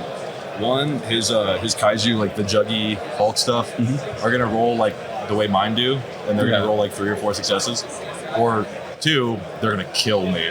Yeah. And if they roll like, average, I'm going to win. Right. But that did not happen. Yeah. So, yeah, the plan was, bring Bill, because I have eyes, and he's also like, he can throw everything ever. Yeah. And my opponent did not bring Brace for impact. So if I was like more ahead on points, the plan was like just be running around the board throwing shit. And like the throws did help a lot, like into Voodoo and stuff. Voodoo effectively did nothing. Voodoo did nothing, actually. Yep. I don't think he ever possessed or attacked. I think he just died and then died again. He picked up a cube round 1. So that was cool. Rhino supremacy. Yeah. Well, I mean, Toad supremacy there for a little bit, just absolutely gacking. That was ridiculous. Like, at the point that I started rolling for those, I was like, okay, if I win this, like, my opponent did deserve to win. There's no way in hell that my Toad should be able to kill Juggernaut back to back. I am, like, at this point, I'm fucking cheesing. Right. But, like, if I was going to take it, right? Yeah. Like, I was really hoping I would win. Be like, all right, Toad, the best character in the game. But yeah, my Miles, like, consistently does not roll well on defense. So, like, I shouldn't be surprised. And I think this is what makes me... No, I'm still going to blame him. I love Miles. Yeah. Well, and especially in that, so we were talking about that as it set up. It's like, all right, between Robbery and Toad and Miles, like, you're really set up to kind of dominate the early game, and eyes on the prize with Bill. Yeah. It's like you could come out to a really early lead here. Dustin made that very aggressive play with Lizard up to your side of the board, and then Rhino just not being able to get enough damage through to really punch through a little bit, but enough for the Robbery. You got a Robbery. I mean, that's the strength of Mystique compared to like Hellfire. Yeah. Is because what I typically do is I'll dive my opponent's board with Toad and just steal one of their back cubes. And I was still considering doing that, but when you have Mystique, Deception, and Voodoo on that side of the board, you're losing the game turn 1. Yeah. And you had great placement for the first round too, making sure people were constantly within range 2 of one another, just to make sure that couldn't be like a round 1. Deception's broken. You got to play around it. Yep. I was pretty happy with his use of it to score that 1 extra point. And Dustin made this point as well. If you're down on points versus Hellfire, that's how you lose. So he played that aggressively so he could try and score out as quickly as possible. That's what he did. Yeah. Like, there was maybe a world in that last round where I go last with Bill, but I was worried about him just like walking up and one-shotting Toad. Because like realistically, like I have Brace, sure, but he has the slide and the punch, and he's been doing it. He's gonna be like a 10-die attack. He's got so much power. Yeah. So I wasn't super confident in Toad surviving there, so I wanted to throw him. It didn't really. I think the correct play was just pray Toad wins, because in that case, I get both those points, or at least I should. No, actually no, because then Toad has to stand still. No, he pushes me off, and I just slippery back on. But yeah, even then, it'll be a tie game, and I think I can probably win a tie game at that point. But that so many things have to go right for me at that point, right? So yeah. I mean, good game for my opponent. He's got a hell of a run coming up. Like, as far as I know, he's going right into CGR Black Order next. Yeah, I beat one of those yesterday.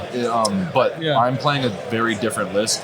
His list is about taking hits and shit, and he's fighting the most hitty team in the game. So that'll be fun. Yeah, actually, is this the bracket right here? Yeah. Mind scrolling around so I can take a peek? No, not at all.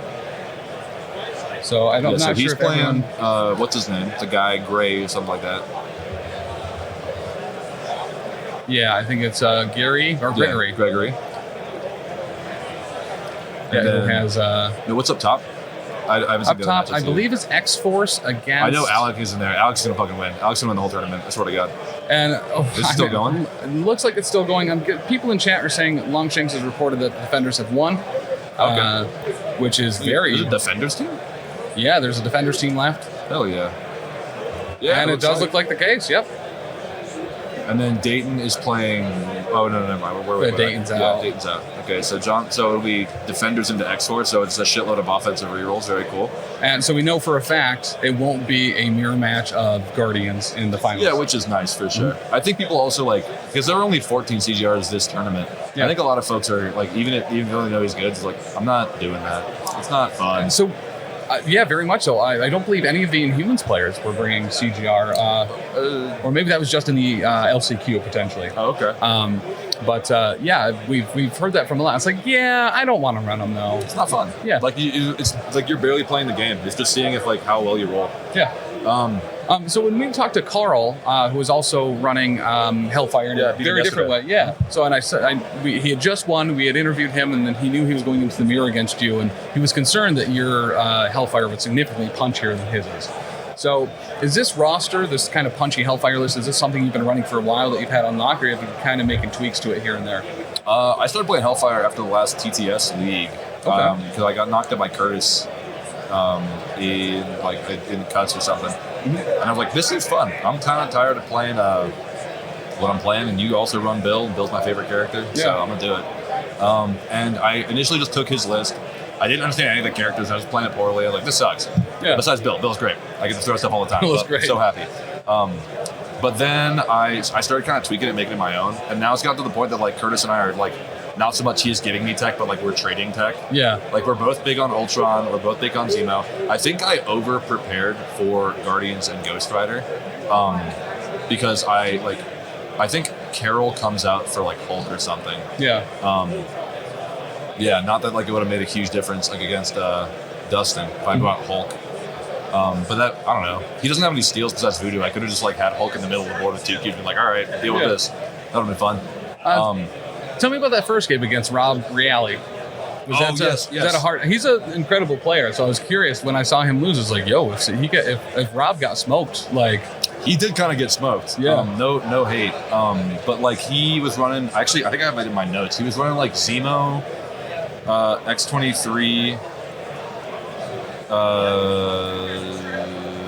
Logan, and Thanos, and I had all my good shit. So I had Emma, Bill, Rhino, and the spiders I have. So Miles and Cat. But he picked his extracts with priority, and we ended up on Extremis. And I was like, why didn't you pick your blue? I know my reds are annoying, but you can't let me have a D when you're playing Thanos, right? I'm just gonna run around, and so I did. I think Bill spent that entire game hovering between 3 to 5 health, and he just never died. Extremis does that. Yeah. No. It's gonna be hard to put this down for Asgard when they come out because I love healing. Mm-hmm. Most of my opponents, it's not about killing them or winning. It's about just me not dying. Mm-hmm. That's what Hellfire's great at. Yeah. I don't most of my opponents in this tournament. I think I've KO'd 2 characters. Really? Yeah. No. I KO'd Zemo in that game we were just talking about. Yeah. I KO'd Voodoo in our game just now, and I think that was literally the only 2 kills I got. Because like I'm not here to bully you and take your toys. I'm just here to make sure their fucking knees are broken. That's a great line. I like that a lot. Okay. Dude, my opponent, I think his name's Kenny, I think. I was playing him yesterday. He was my round 3. He was playing the CGR Black Order Guardians. And I was like, oh, you're playing Guardians? You're playing Hulk? So you can't crew Hulk. All right. I staggered him every single turn with Black Cat.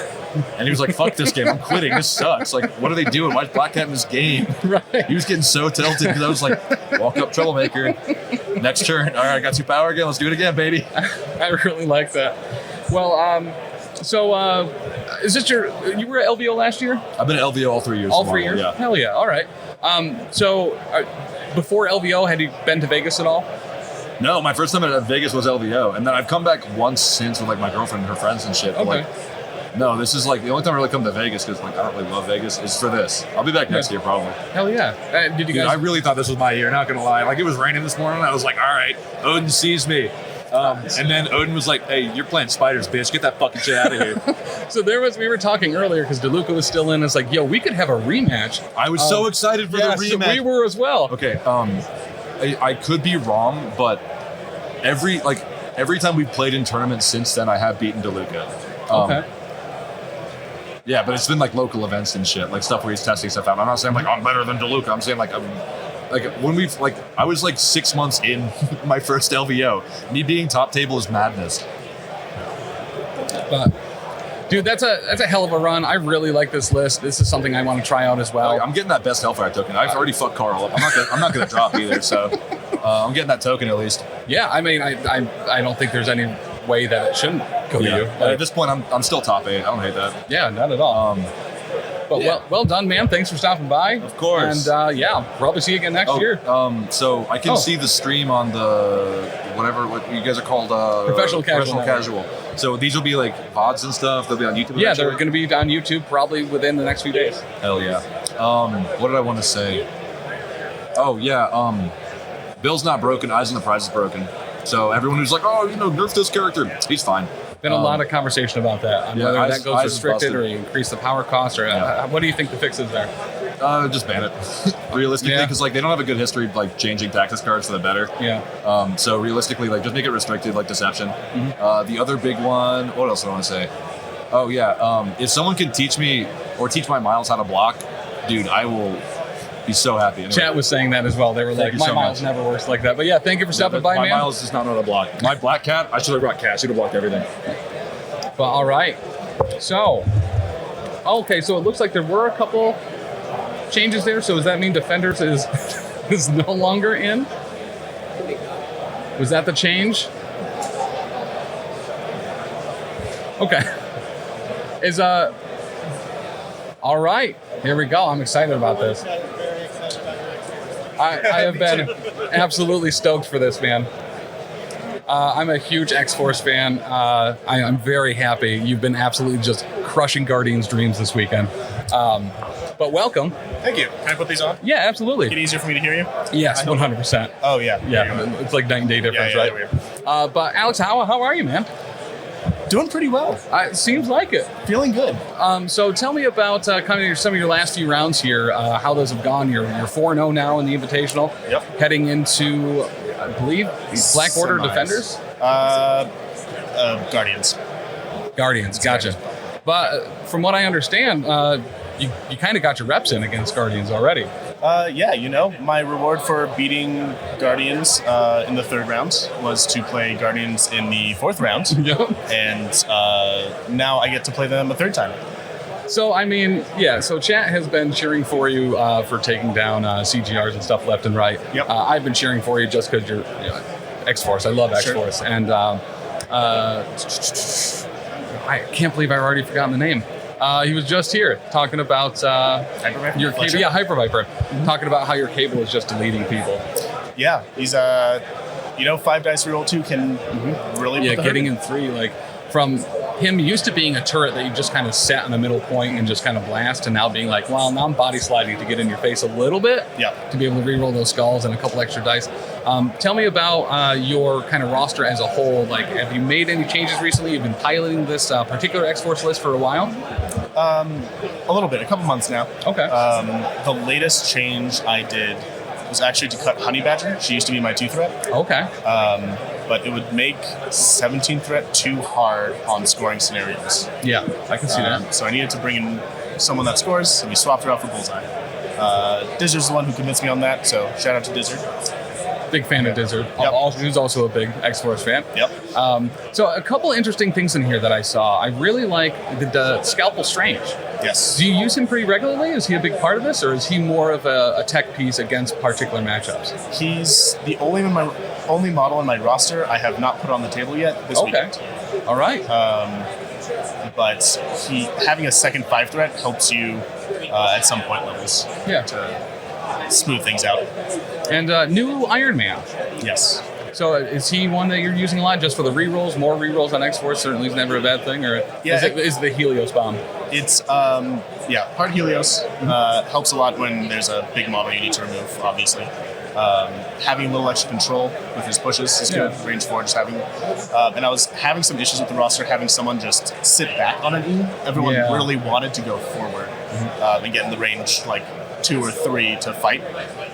Even Cable with his range 5, you just really want to get in there. Yeah. So having another model in the roster that likes sitting on a back E and just shooting from there, he helps that a lot. So is that maybe part of the reason too for Honey Badger kind of being removed from the list? When you do have someone that wants to be in that back line, Honey Badger can't contest anyway, so it's like you feel like you're wasting it. Yeah, exactly. Yeah, and Bullseye helps there too. On like wider shapes, he's fine just sitting on the back D, walking up, using hit and run, leaving. And get back down. Yep. I really like with the new crossbones, like that's kind of the tech there as well. It's like move up, hit and run, get back on the point. So did you qualify in the LCQ, or did you been qualified for a while? I qualified through points. So nice. I top 8'd enough large events that I got in. What were some of the events you hit up throughout the year? So the Bay Area Open, that's where I'm located. I'm in San Jose. Yeah. CarlCon, it's pretty close. Yeah. That one. There was an online qualifier that Johnny ran. Yeah. So those were the 3 biggest events I played in, and I did well in those. What were you running in some of those other qualifiers that you placed in? I was running Criminal Syndicate at the Bay Area Open. Okay. Kingpin, Daredevil? Yeah, it was just Kingpin. Just Kingpin. Yep. It was... I guess that was before Scientist Supreme came out, right? No, he came out. He was already out by then. Because that was in May. And I didn't feel like I needed a second leader there. Yeah. Even if you're on pay to flips, you just go wide and you toss extras, like hot potatoes. Yeah, fair. I played Convocation at CarlCon. Big Convocation fan, too. Didn't do too well there, but great tech, Claw. It's great in CGR, or great into CGR. Yeah. Great in Convocation. If someone attacks you at range 4, you can bump into range 3 and then push it. That's right. And we saw that Simon Jerry running the Criminal Syndicate Claw list. Very awesome to see. He had a great game on stream. He ended up losing the following match, but really like Claw as that CGR tech piece. Yeah, I got revenge for him because I beat Zach this past round. That's right. I saw that. I looked over at one point and I saw you going like this. And I was like, all right, so that means X-Force must be doing some good stuff over there. You did it. But yeah, any changes that you're potentially thinking about making to this particular roster after the event today? No. That last 5 threat slot, I'm not sure if Supreme's going to stay in or come out. Right, I haven't needed him yet. Spectacular Spider-Man, I've waffled between him and Sam. Are these fast control pieces. But I wanted the guaranteed size 3 displacement that Spectacular would bring. Do you have any temptation about throwing in like a Metal Tyrant Ultron in that 5 slot instead of Strange? Not really. I played him on Friday. I played the Sentinels in the affiliation battle. You were the Sentinels player too? Yes. Yeah. Man, you're so close to my heart, man. But yeah, he does a lot. I'm not sure I need him in that 5 slot. Yeah. He displaces people and so does Strange. But I kind of like having the option of just 2 range 5 guns sitting back and just keep it. Yeah. Yep. But dude, awesome. Well, thanks for stopping by. We're excited to have you on stream here next. Yep, me too. Hopefully See how we'll it be goes. talking to you afterwards, and best of luck. All right, thank you. Absolutely take down another Guardian, man. All right, so we are about 50 minutes out from round 2 of the finals here at the Invitational for LVL. Looks like we have maybe some... Sure.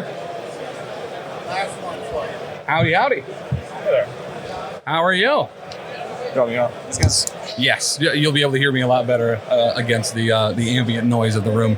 Cool. So, Greg, Hey, thanks for having me. Yeah, absolutely. Greg, right? Gregory. Okay. Yeah. So, Gregory, so you're running, what do we got? Black Order Guardians, right? Yeah, you got it. Tell me about kind of how the invitation's gone for you.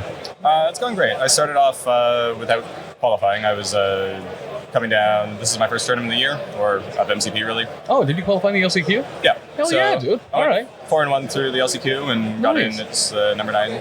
So Okay. yeah, and then had a bunch of close games. Like there's a lot of really skilled people out here. Listen sharp. Yeah. People know what's going on. So What were some of your tougher matchups that you had? webs typically. So yeah, and I saw that It's a dice race to see if you can kill them before they can score out on you. correct. Yeah.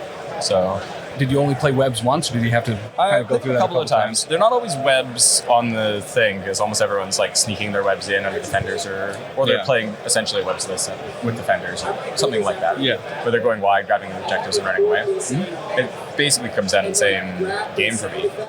Yeah. And then, when you leave a guy on 1 and they run away with the 2 hammers or something, you're just like, oh, the game is slipping away. Yeah. So those are always the trickiest games, I think. If someone wants to brawl with me, I feel great about that. Yeah. Yeah. So when you're going into webs, do you have anything? Because we've actually talked a lot about that, Guardians players or CGR in general, having some issues there. Do you have anything that you kind of utilize to kind of try to tech out that particular switch? If someone does have a defenders and they see the CGR and they're like, all right, well, I'm going to web and just try to position myself into this game. So I would say that CGR is a liability in webs. You're going harder into the can I dice you before you score out because Yeah. you've basically given up the chance to stop them. Right. And I think that's quite dangerous, but he is also one of the better things to hunt them down. Yeah. So it's this really funny decision that I think a lot of Guardians players just default into CGR. And that's probably where they lose games. Like he's probably one of the bigger things that cause losses as opposed to them taking things that would let them catch them, or Yeah. people are ignoring Agent Venom, who I think is an all-star there. Yeah. So I Agent do Venom's too, yeah. stable to my webs list. I find he's just excellent at killing any of the lower cost webs and being a bit of a bully. CGR I usually like to play, and what I do is I spend a stack every turn. Okay. So he loses Psychosis, and Yeah. then he can give me a scenario piece, and he's still too tough for webs to fight. That's interesting. So that's kind of counter to what we've seen a lot of people play. I think that's really, honestly, when needed, that you have to kind of do that. Right, because there's usually like a 2 or 3 threat on a back point, and if you're just like, I drive 5 to drop my stack, or 4, and then I pull you, and I just like spend as many pulls as you need to make sure you're empty at the end of your turn, you're very unlikely to get Psychosis. And then that lets you pick up the objective they had, score the point they're on. You're always healthy because no one wants to hit Ghost Rider ever. Correct. So you're just constantly stealing points from webs, and you can kind of starve them out of points, which Yeah. is kind of fun. Did you have any mirror matches, either in the LCQ or in the Invitational? Yeah, a couple of mirror matches. One was 15 points right down the middle, Researcher Gamma. Okay. He had Prio, and I'm like, okay, he's got Prio. He's probably going to play 4 wide. So my goal is to play my 3 wide list and then set up like a priority control. Yeah. Because he's going to be playing Ghost Rider, and so am I. My belief is whoever has the Ghost Rider, whoever has priority with Ghost Rider and gets the first penance stairs off is usually going to win. Pretty impactful, yeah, having that priority there. He went 4 wide, so I was able to actually penance stare and kill his Ghost Rider and maintain priority. So Nice. then going into the next turn, I can kill him top of 3. Okay. And he's just like KO'd. Yeah. And then like my Ghost Rider is still healthy because I patched him up. So it's just like, what are you going to do? Yeah. Do you have a lot of reps into X-Force with this, or is that kind few. of? I mean, okay. like some of these lists I haven't played much because I've only been playing for about 6 months. So Really? yeah. I mean, you're killing it for only playing 6 months. Well done. Oh, thanks. Yeah. Like that. Do you have other minis games experience, or? Yeah, I cut my teeth on War Machine and Horrors. I played that for basically its Okay. whole run. Yeah. And then I don't know. I've been playing war games for a while, so Gotcha. there's nothing new there. Yeah. No, it's fun. This game is, I think, really interesting with how much like interaction you have, and so like the decision trees are often a lot harder to plan. And I think you see some players, right, that have come from Guild Ball, or we talked to a lot of MC players that came from War Machine or Hordes, and it seems like a lot of the skills translate as far as dealing with a more skirmish game on kind of a different level where there's a lot of other kind of layers happening, and it seems like people with that experience normally perform pretty well in MCP. Yeah, the mentality in War Machine and Hordes is quite different because it rewards you extra for alphaing and causing a lot of initial damage. Yeah. Whereas in this game, unless you're actually dazing or KOing, you're not. So like there's this real weird thing, and that's why I've sort of drifted into kaiju play, because you're more likely to be able to daze a character instead of half into them, and then you watch an amazing Spider-Man with 5 power just like going to town, you know. Yeah. So I'd rather make my activations really impactful than I can like scalpel the thing. So I'm definitely like a priority control kind of player. Okay. So I kind of see my gameplay. I think that balances out with the Guardian CGR play quite a bit. Like if you have that background and being a little bit more precise on positioning and stuff, I think that really complements each other well. Because what we see normally is people just kind of using CGR as a beat stick, or they're just going and kill, and they don't think about the Psychosis token at all, or they prefer never to have it. Just loading up on power every round and just kill. Right, but I think there's a lot of really interesting play that you can do with him, and it obviously shows because you're doing it. Yeah, like my last game against Wakanda there, I used his initial power stack to do pulls and then drop down to 0 power so that he could grab a Senator. Yeah. And then he's a really great Senator player, like because he can still move around the table and other people can't. Yep. So his pulls get extra annoying for people, and yeah, when he's just spending a stack every turn on little things, and when there's Ghost Rider on like 4 power, he generally just gets ignored. No one wants to take a swing at him. Whereas if you've got a CGR on like 9 or 10 power, people are like, okay, I can hit him, and I'm not helping him. Yeah. But like all of a sudden it becomes this like, oh, you can't touch that guy. Right. If I touch him, he's gonna penance stare me. So like I just gotta ignore him. Now, is this your first LVO? Have you come here for other games before? Or? I've come here like 4 or 5 times. No, I think 4 times for War Machine. I won Masters once and Champions 3 times. Nice. All right. So yeah. Cool. Yeah. All right, dude. Well, good luck against X-Force in the next round. And yeah, that's very impressive. Playing for 6 months, got in the LCQ, and doing 4-0 so far in Happy the to be here, feeling Invitational. good, and yeah, I guess my next opponent is Brotherhood, which will be a cool match. Oh, you're against Brother. There's I thought you were so. playing X-Force next round, but Maybe I am. Charles told me stuff, but yeah, can you trust Charles? oh yeah, you were going up against Dustin. Yeah, so Brotherhood. Yeah, so we just had him on stream. Mystique Brotherhood, very interesting setup. Took some risky moves against Hellfire, and it squeaked it out, but it was a very close game. They're a cool army. Yeah. All right. But all right, dude. Best of luck. Thanks for stopping by, and potentially see you later. Yeah, hope so. All right, so that puts us about 40 minutes out from noon Pacific for this next round. Completely flubbed there. I thought he was the Guardians player that was going to be playing Alex, but it's the other John Paul George that is going to be playing Alex in this next round. But that was really interesting. I really, Greg is kind of a cool dude. Talking about CGR, kind of using him as a control piece, spending out the power every round to make sure he doesn't get the Psychosis token. And because normally how we see him is he just, listen, I want power. I don't care if I can get objectives or not. I'm just going to kill. But Gregory's only been playing the game 6 months. Oh, wow.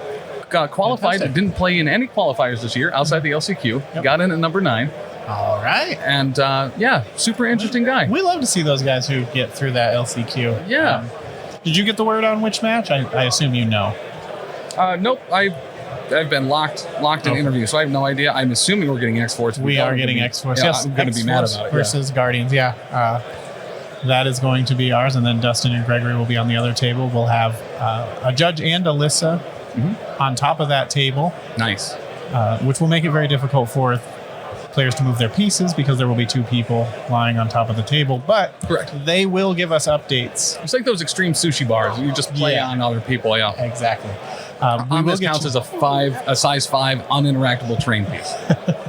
But we will get you. So we'll be having those updates on the other table in chat as much as possible, so that you guys are up to date on what's going to happen and what we're going to see in the finals. I'm interested. I was out here trying coordinating getting people here in the interview. I'm interested in what was said about X-Force, and I saw you were able to maintain your composure for the most part. There was a part. Oh, I'm still flustered. There was a part where my heart fluttered. He was also the Sentinels player in the affiliation battle. So I was like, wait, that was you? My hero. So I'm a huge Sentinel stan, and sometimes. And I'm a huge X-Force stan. Of course. And they're X-Force since day one for you. Generally not considered super competitive. Yep. So I don't get to see them. So when someone does well, and especially when someone does well with both, I'm like, all right, this is probably my favorite person. Yeah. X-Force will be taking on a Guardians list for the 3rd straight round. Yes. From what I saw. That's what he was saying. He's like, yeah, I guess I'll just keep killing them, I guess. Keep beating them, yeah. Listen, if X-Force takes down Guardians again. And then again. I think we might see a lot more X-Force when we get to Adepticon and some other opens. Yep. Well, he was talking about it. So the way the X-Force used to play effectively was you'd have cat and mouse would get Cable up the field a little bit. You just kind of plant him on a point and just shoot people with his gun. Yeah. Throw things at people if they got too close.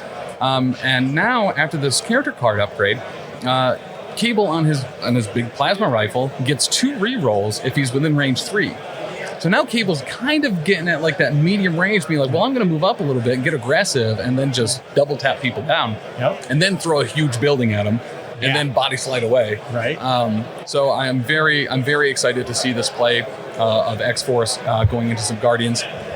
And I was talking to Gregory as well. He had a bunch of mirror matches on the way. Yep. And I'd actually really like to see his CGR play because especially even in a mirror match. Seems like he's kind of just outplaying his opponent. Big War Machine, War Mahords experience there.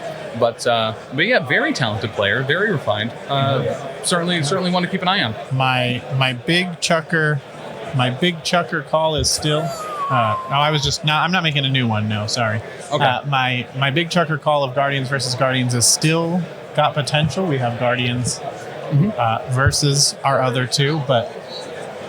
I'm excited for you to see X-Force. I'm very excited for it as well. We didn't have any X-Force earlier too. No. Nope. Isn't that crazy? That will complete the loop. We've been seeing all sorts of affiliations all weekend, and we get to the semifinals, and we've still got one that we haven't gotten on stream. It's incredible. Tells you that the game really has.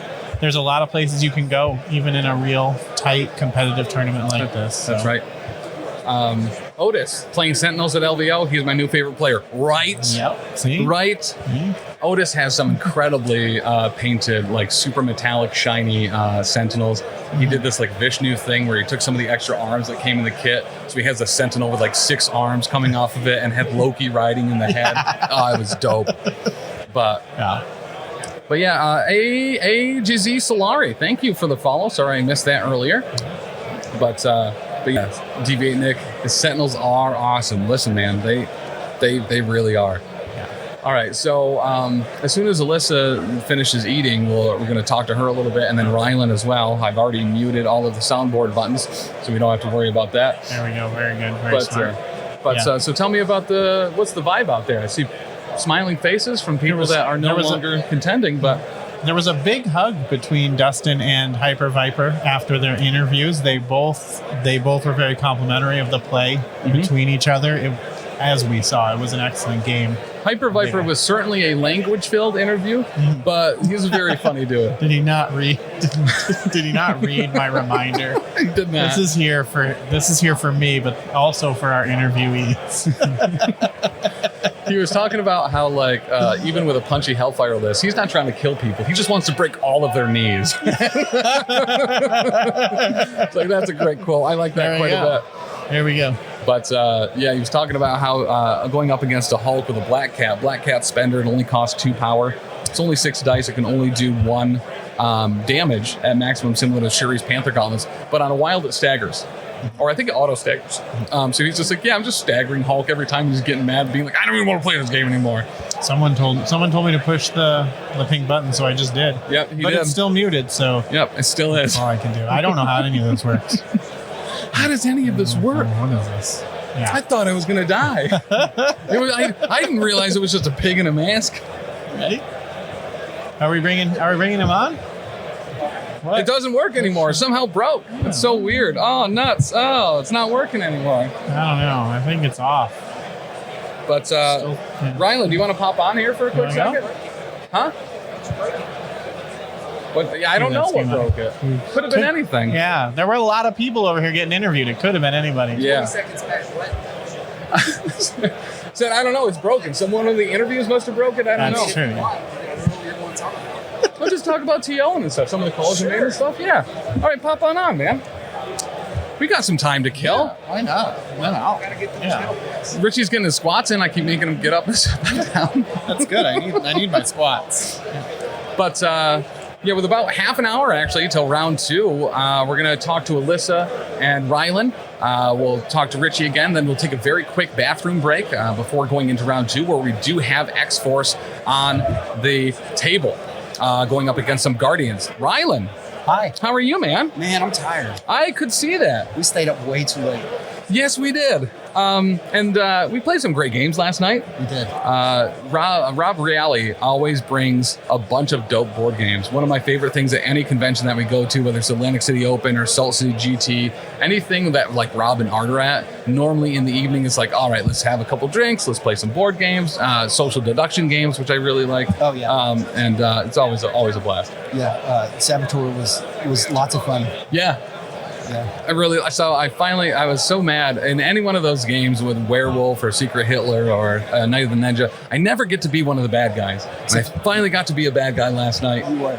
The problem with it last night was as soon as the bad guys discovered they were the bad guys, everyone else kind of knew as well. Yeah. Yep. So, But that was a very fun game. I really enjoyed that. So tell me about, you've been running all over the place for the last couple of days here, I have. making judge calls and stuff. Yeah, so it's my first LVO. It's my first time. Yeah. As a judge at a big event, I've kind of helped out our local stuff, Mm-hmm. and man, it's been work. Friday, I turned on the step counter on my phone at noon, and when I got in bed, I had like 12,000 steps, just all over the place. Half of that's probably just going from the hotel to the event thing here. Maybe because it's like 3/4 of a mile. It is. Depending on what tower you're in, yeah, it's either 3/4 or just under a mile. Yeah, it's a lot. But yeah, so tell me about some of the vibe out there, some of the calls that you've had to make. Are you being mostly called in for like just ranges on whether stuff is in range, or are there a lot of actual like rules questions? It's about half and half. Okay. Some are range calls, like it's millimeters out, and Yeah. But some of them, like we had one earlier that I even looked up on the rules forum and hadn't seen about ferocity on Mal into Hella, and she has 3 tokens. Does the throw still go off? And Oh. right. So what is the answer to that? We ruled it that the throw would still go off. I looked up on the forums and I asked Negeldar, and he had cited Deal with the Devil.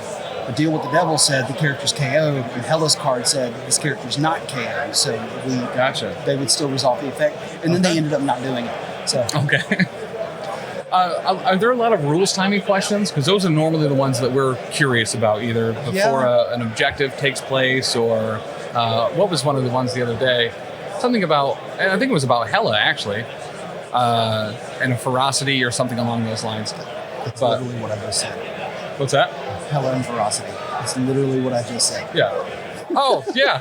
No, that's fair. Yep. No, great point. Great example. Yeah, and I've got the timing chart up on my phone just for easy reference. So look at the card and figure it out. Richie had printed off these little cards that has, over here. This has been super useful next to this notebook about all the status conditions, and I think the one next to it is timing. Pushing and throwing. Oh, there. Yeah, I guess you brought you a guys bunch, got so many. right?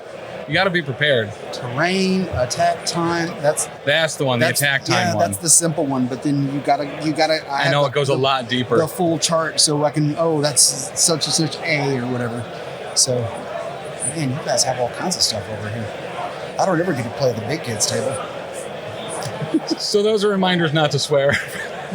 No, it says there are no rules about swearing. So this one is the one that we keep up. I'll show this to chat here. It's a bit from Tim Robinson's bit that Richie printed out that says, what game show have you ever seen that has swearing in it? So this is supposed to be a reminder not to swear. And then when Richie feels like swearing, he'll bring that one out to try to warn me that, you know, he's feeling tempted. Yeah, there are no rules about swearing. Yeah. I like that. So Ryland, you also stream on Twitch, right? I do. So I was checking out your stuff actually the other day. So you do some actual play stuff. Yeah, it's video games. Lately, I've been playing a lot of City of Heroes. Oh, that's right. And now you're on the North American servers at least, right? Correct. Yeah, we created one because we wanted the double XP and whatever, and we picked one called Reunion because we were like, that's a cool name because we're all getting back together in a game. And then I found out about 2-3 streams in, hey, by the way, you're on the German server. It's the only European server. Everything else is up in Canada. I'm like, oh, cool. But you can get 5 transfers a week, so we transferred all our kids. 5 transfers a week for free? Yeah. Oh, that's actually super dope. Yeah, so you can bounce around and play with people on other servers. It's great. There's so much cool stuff. Really cool. All right. You can change your character's name. There's something else. There's a couple of other things that are like weekly things that, like in other games, you would have to pay to do, but you don't have to in this one. It's completely free. So Dan and I were huge City of Heroes fans. I initially, like, I'm playing a lot of WoW now, but like when I first got into MMOs, bought WoW, tried it out. I had a girl I was going after that was playing it, and I was like, I don't like this game enough. Just went back to City of Heroes, stuck with that for a while. City of Villains, absolutely adored that. But I thought it was super cool. There was a news article that came out a little while ago that the private server got like an official license to be able to operate. So they're not going to be shut down. It is effectively official.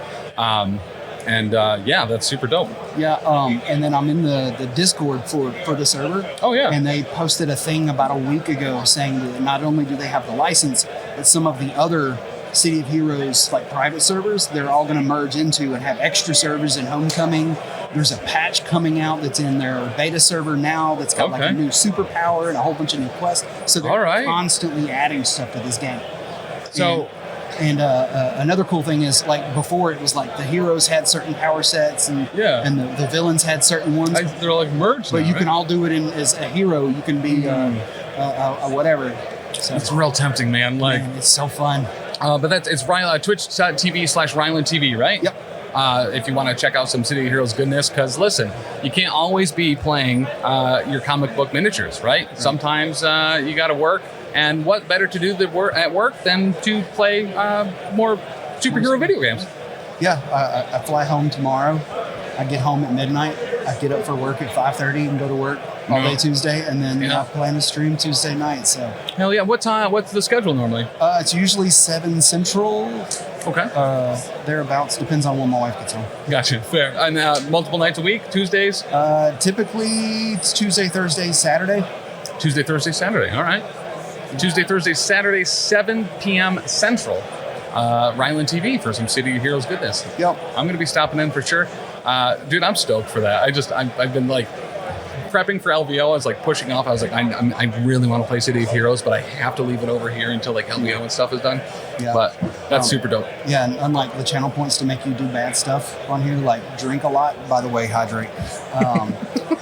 I have channel points redemptions that are all like scary sounds and cause jump scares. So I'm constantly like having heart palpitations. I had to remove some of them. I thought I was going to have like a cardiac issue at a certain point. So yeah, good on you.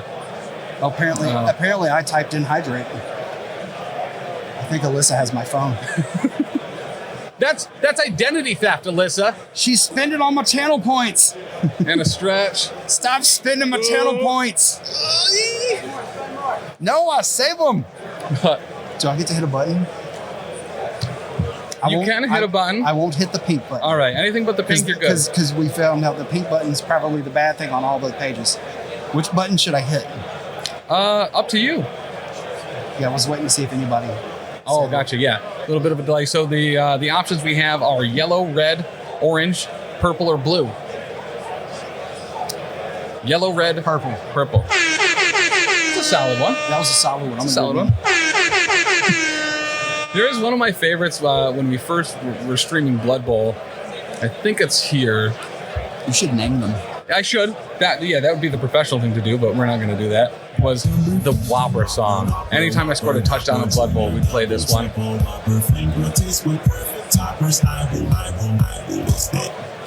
But I dig that Whopper song a lot.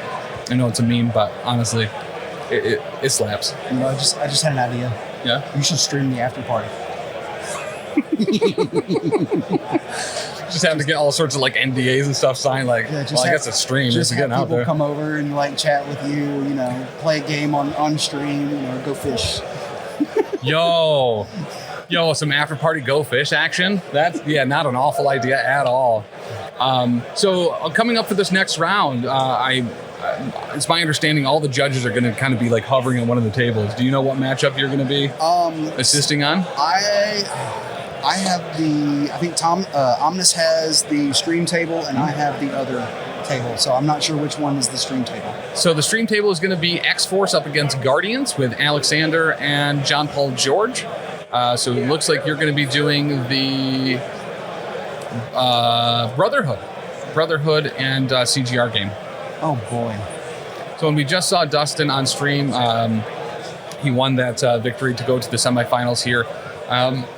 And a close game. Him and Hyperviper. Stellar. Just absolutely stellar. Very risky Brotherhood plays that paid out. Ended up just obliterating a Miles Morales by round 2. But yeah, we're hoping for Justin. We're hoping to see maybe some Brotherhood X-Force in the finals, make it all mutant finals. Or Alexander's been taking down CGRs left and right. So maybe he's already had to, I think he's fought CGR in every match he's had to get here. Guardians, Criminal Syndicate, okay. Oh, Simon Jerry, that must have been a tough match. And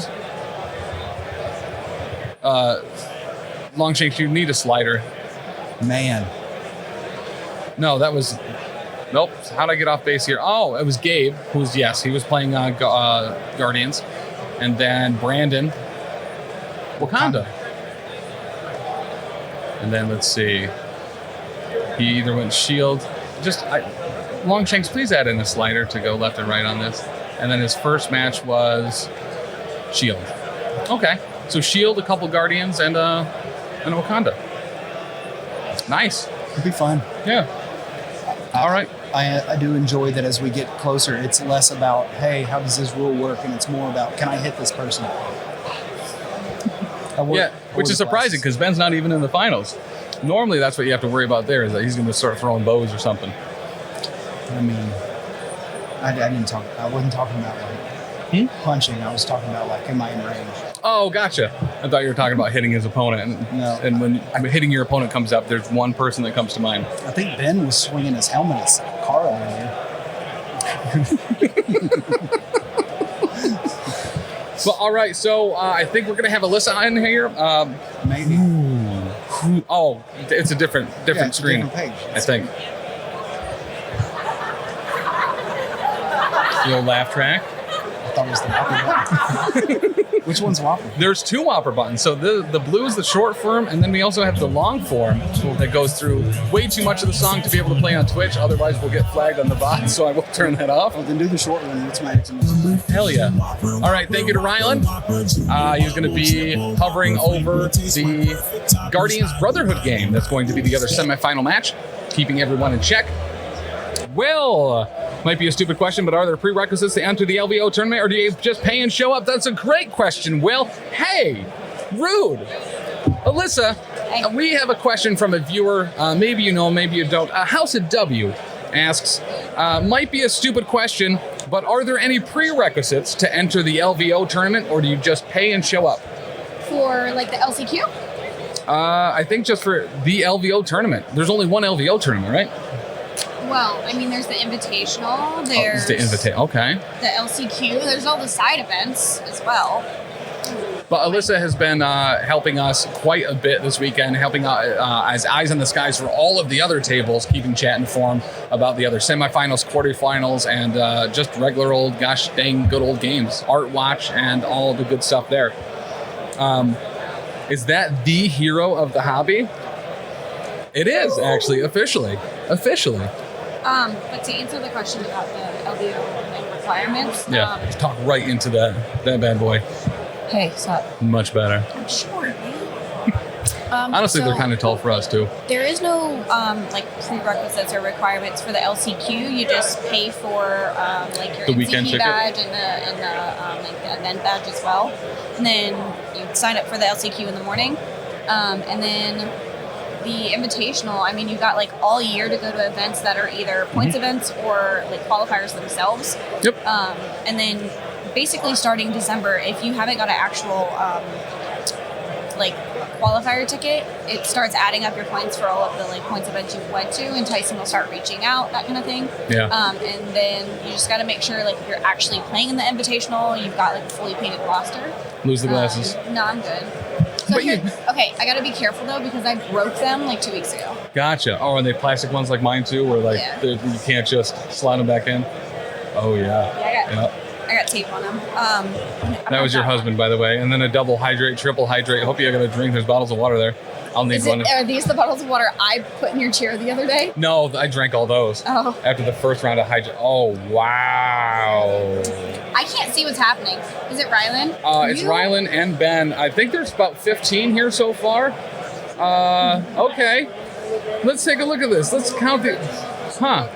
1, 2, 3, 4, 5, 6, 7, 8, 9, 10, 11, 12, 13, 14, 15, 16, 17, 18, 19, 20, 21, 22, 23, 24, 25, 26, 27, 28. Guys, this... Okay. You better hurry up. Yep. Here's the thing though. I'm gonna have to go to the bathroom, but I am like pseudo TOing for the next game, so this is gonna be a problem. Yeah. We're 15 minutes away from the next round. I am also going to have to go run and pee. Oh, jeez. Taylor, we're hydrating. Grab a bottle. Help us out. Taylor, take a bullet for me, please. Yeah. Ben, I know where you sleep. I got you.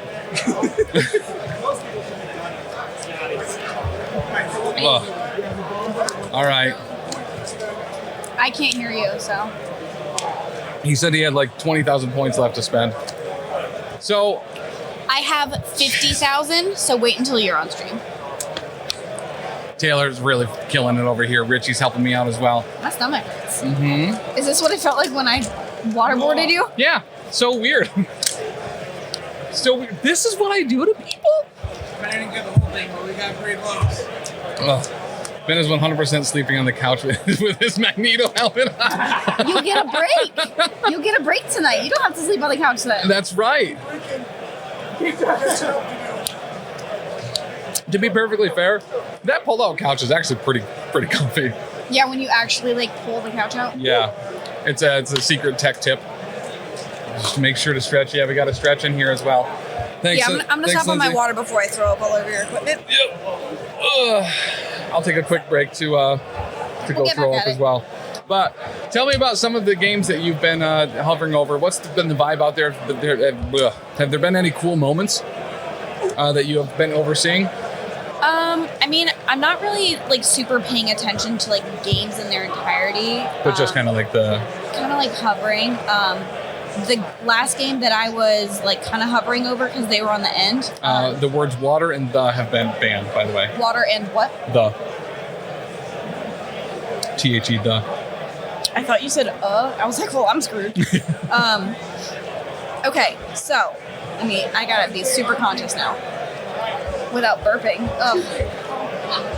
So, said game that I was watching on the end with John Paul George and Eric, which is Captain BDMA. Super, super close, and I was like shaking. Oh, is now banned as well. Who in the world? I was just gonna air horn every I time said it a happens, word. and we'll be good. I said a word. I said one of them. So, my husband is worst. It was interesting. I'm gonna talk so slow. It was interesting to watch that game. I'll not say the word. What word? Drink. I think. Hello from France. Hey, damn. How are you? Hey, France.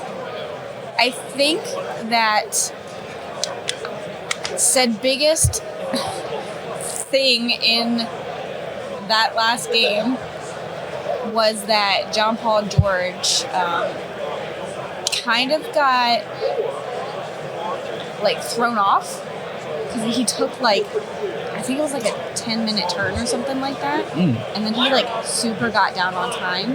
And it was so close because I think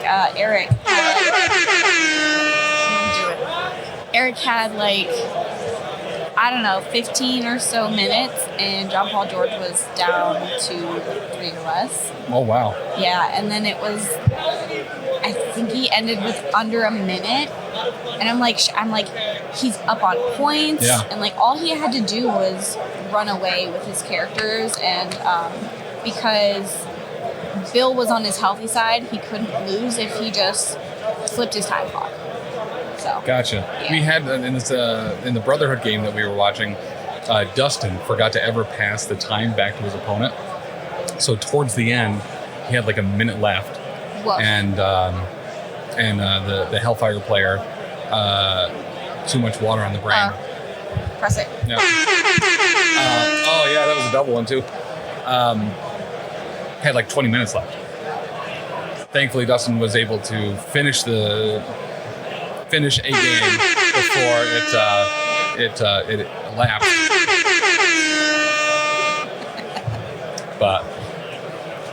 But yeah. So, what are some of the other cool stuff you've done while you've been here in Vegas?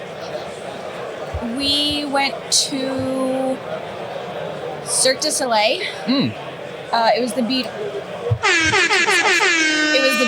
That was Thursday night. It's not said word. That was like 2 hours. And then we came back and we can put our glasses went back to on. sleep. Good. I'm leaving mine off because of this. That was fun. And then we have on Friday.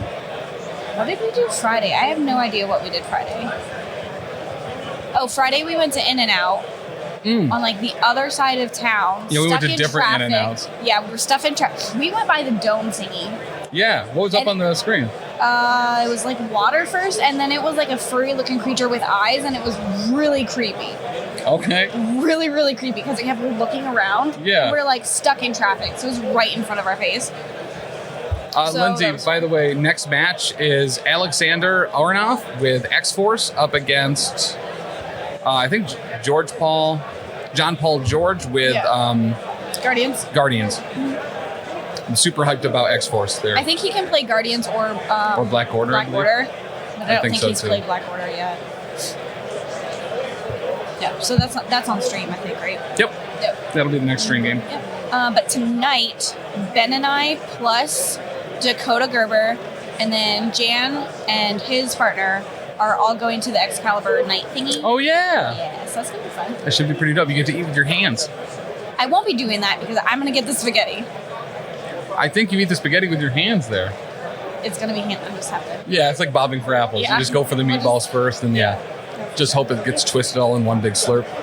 But France, you need to go to the Tacos El Gordo out there. Insanely good taco place. Okay, yeah, we'll add that to the list. Yeah, Tacos El Gordo. We got a lot of places to finish in the next couple hours. Right, yeah.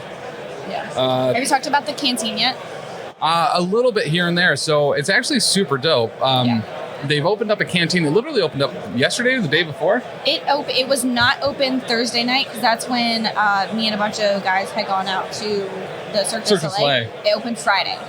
So effectively what they have down there now, and this is, we went to the Durango when we first got here and kind of saw, as soon as you walk in, it's like a food court, and now that's at the Rio as well. Rather, by Vegas standards, especially in a casino on the Strip, relatively reasonably priced foods and kind of an international food court. There's a sushi place, a ramen place, a burrito place. They had like birria queso taco fries. They got chicken tendies place. Yeah, that's what I got last night. I got a spicy chicken sandwich. They have a cheesesteak place and Attaboy Burger, which looked like it had some actually kind of like smash burger style burgers and like curly fries and stuff. So I got the curly fries from there. I had Mike Whalen stand in line for that for me. Those are really, really good. They looked. There was a family in the elevator with them when we were going up, and I was like, "Yo, those look real good." They gave Arby's curly fries a run for their money. Okay. It was $5 for an order of fries, which is terrible in Vegas, but still. Richie's looking at me like he wants to pick me off screen.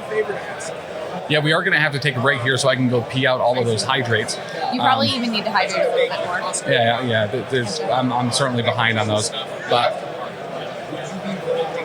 all right. So we're going to take a break, 10 minutes. We'll be right back at noon PST for round 2 of the finals here, of the Invitationals here at LVO 2024. A huge thank you to Alyssa and Rylan for all the help that they've been providing, along with the other TOs, Omnis, Danny, and Tyson. Yep.